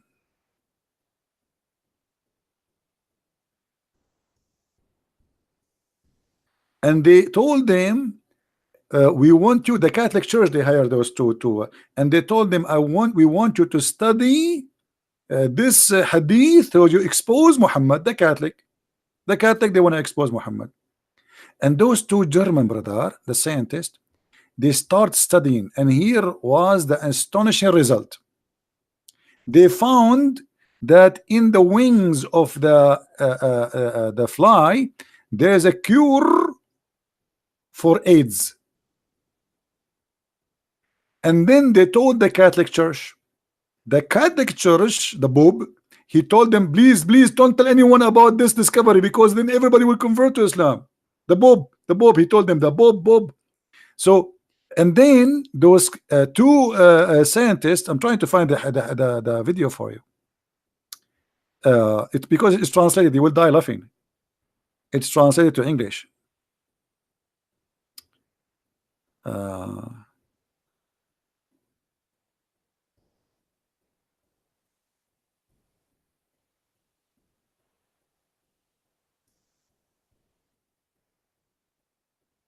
Let us see. Anyway, like after they discovered that, those 2 scientists, they sold the secret to a company. It's called Bayer in Germany, and they made medicine for AIDS from it, and they sell every bill for $500, brother. From the wings of the brother, the fly, the right wing. I don't know if you guys, you can search for it. I'm trying. It should be there. It's in the memory. You know this project called Memory TV. I'm trying to find it. It's very funny, hilarious.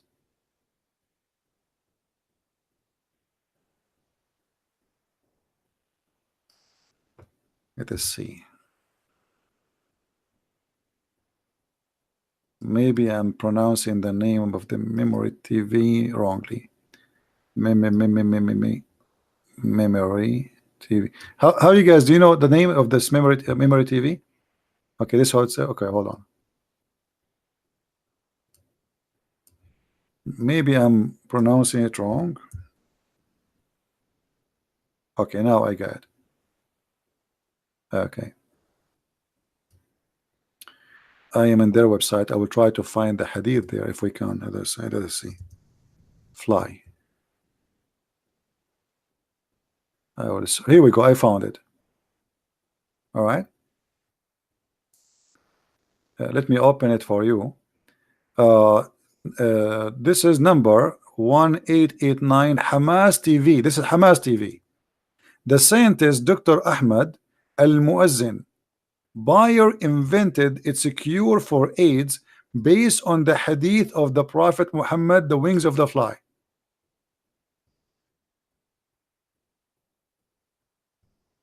Brother. Anyway, I'm going to delete my videos anyway. I mean, but anyway, this is the link, guys. You can watch it there. No need for me to play it. All right. I mean, imagine how they fabricate lies to make people believe in the stupidity which is written by Muhammad, and they fabricate. By the way, this company does not have any kind of medicine for AIDS. This company does not sell anything like this. But they, you know, I mean, they discover, they have all the secret. The Catholic, because the Muslims, they believe the Catholic are the most ugly enemy to Allah after the Jews. In case you do not know, this is why you see the Muslim always, they say, you see a video says a reflection of a Catholic when he first time he hear the Quran, because when you see a Catholic like this is the most enemy to Allah, you know.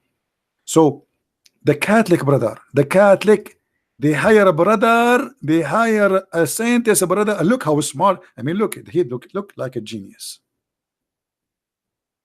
He's a doctor from Hamas. This is Hamas TV, brother.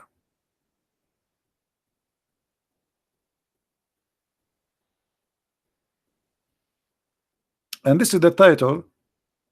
You can watch it later. Hamas TV, scientist, doctor. This is a scientist, by the way. This is doctor. This is a doctor. This is a doctor. There's other video, by the way. I made a video about him, and he reported me to YouTube. Copyright and privacy claim. He was speaking why we should not eat swine. Anyone remember the video? Why we should not eat pigs? Who remember? Let me see if I can find you the other video. Anyway, this guy, he made the video why we should not eat pigs, and he come with the he's trying to prove to us that we should not eat pigs. Why? He said because if you eat a pig, you are eating a Jew, because Allah, he cursed them, he made them pigs. And he wanted to prove to us that pigs are dirty. He says they are the only animals they have sex with their mother. Let's see if I can find you why we cannot eat swine.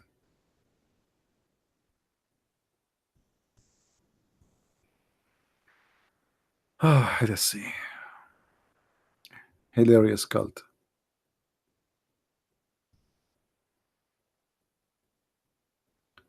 When stupidity become a religion, what you can do? I don't know. You need to find it. You see, I'm not finding things easy today. It's not my lucky day. I'm not finding videos easy. I'm searching, but I cannot find it. Hey, by the way, guys, don't forget, if you speak Spanish, tell your friend about our new book in Spanish. This is a translation for the Deception of Allah. I cannot find it. Anyway, maybe you can search for like why we cannot eat a swine.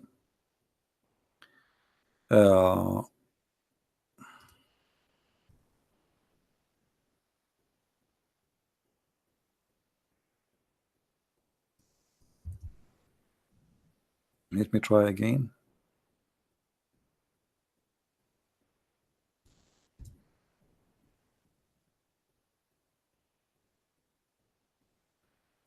No, I'm not being lucky.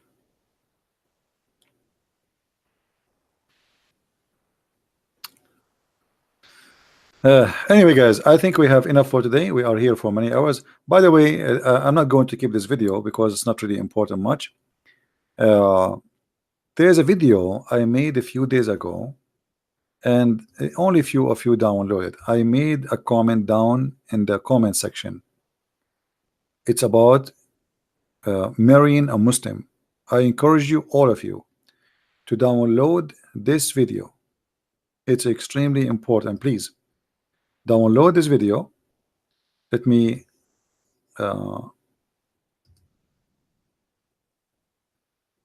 I have somebody coming to my door. Wrong timing. Hold on. Yeah, so download it because let me pause it for you.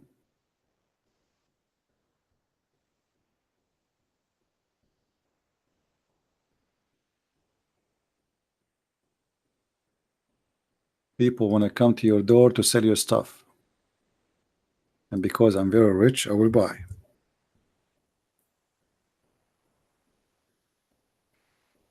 All right, this is the video.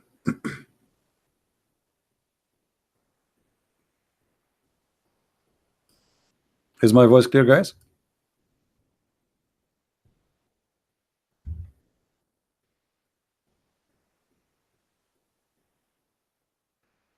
Yeah, so please download this video because it's very important. And I found only maybe one or two of you download the video already. The Muslims, they do their best, try to deceive your daughters, your your women, and you have to learn about this cult before you get involved in something bad. Be careful.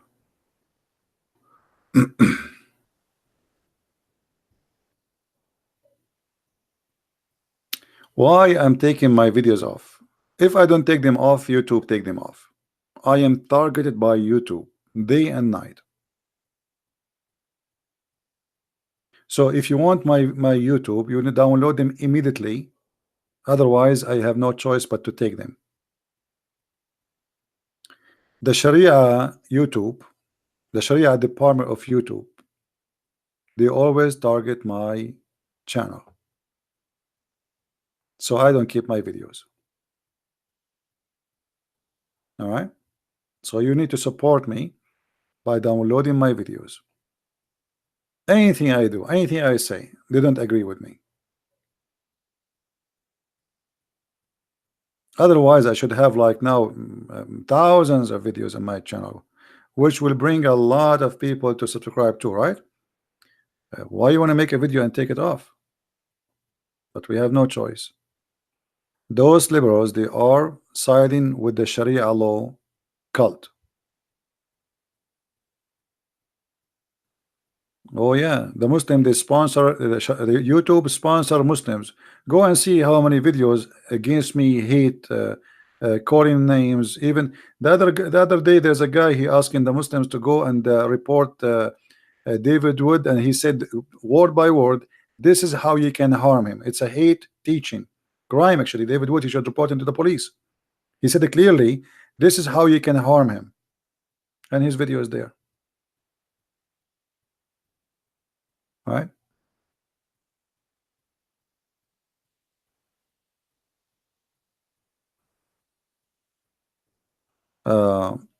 Have you ever prayed? Muhammad, do you think if I prayed, I will tell you? Isn't it Jesus says when you pray, go to your closet?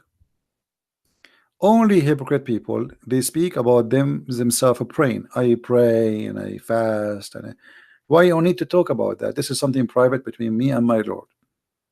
Hypocrite people, they like to publish because they are hypocrites. Muslims, they love to say, oh, I'm going to pray, because he need to know, everybody should know that he's going to pray. He's a good guy.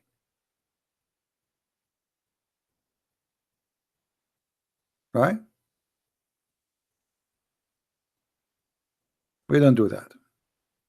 I pray, I don't pray, none of your business.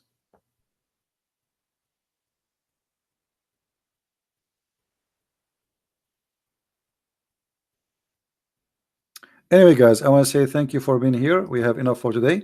And until we go again, I hope tomorrow. Until then, I want to say thank you for your support and for your attending and inviting your friends and downloading the videos and everything you do, and those who support us by donation too. Really appreciate all of you, and we hope that people, they are learning, educating themselves, and they connect the dots always. And you see how the Muslims try to manipulate things, and they are empty. They have nothing. They have no religion. Islam is not a religion. Islam is just a stupid cult, collection of cults. Actually, is not even a religion. So they have nothing, they stand on nothing, they do not know even who is their God. Ask any Muslim what the word Allah mean, he do not know. Ask them what the word Israel mean, they do not know. Abraham, they don't know. Jibreel, they don't know. Because Islam is a theft. Muhammad, he stole names, he have no idea what they mean, and he put them in his book. Very clear sign of a theft. Imagine you write something in your book and you yourself, you do not know what you wrote or what it's meant, but yet you claim that you are the one who wrote the book. Muhammad is nothing but a thief. He stole his cult from some from the Jews, some from the Nasara, not Christians, some from the Sabians, some from the Arab pagan, the Blackstone, the Kaaba. It's a collection of everybody. Islam is a shish kebab, salad, falafel, hummus, all together. And only Allah knows what he meant by his cult. And you figure it out. Thank you very much for being here. Christ is Lord. Islam is false. And see you soon again. Take care.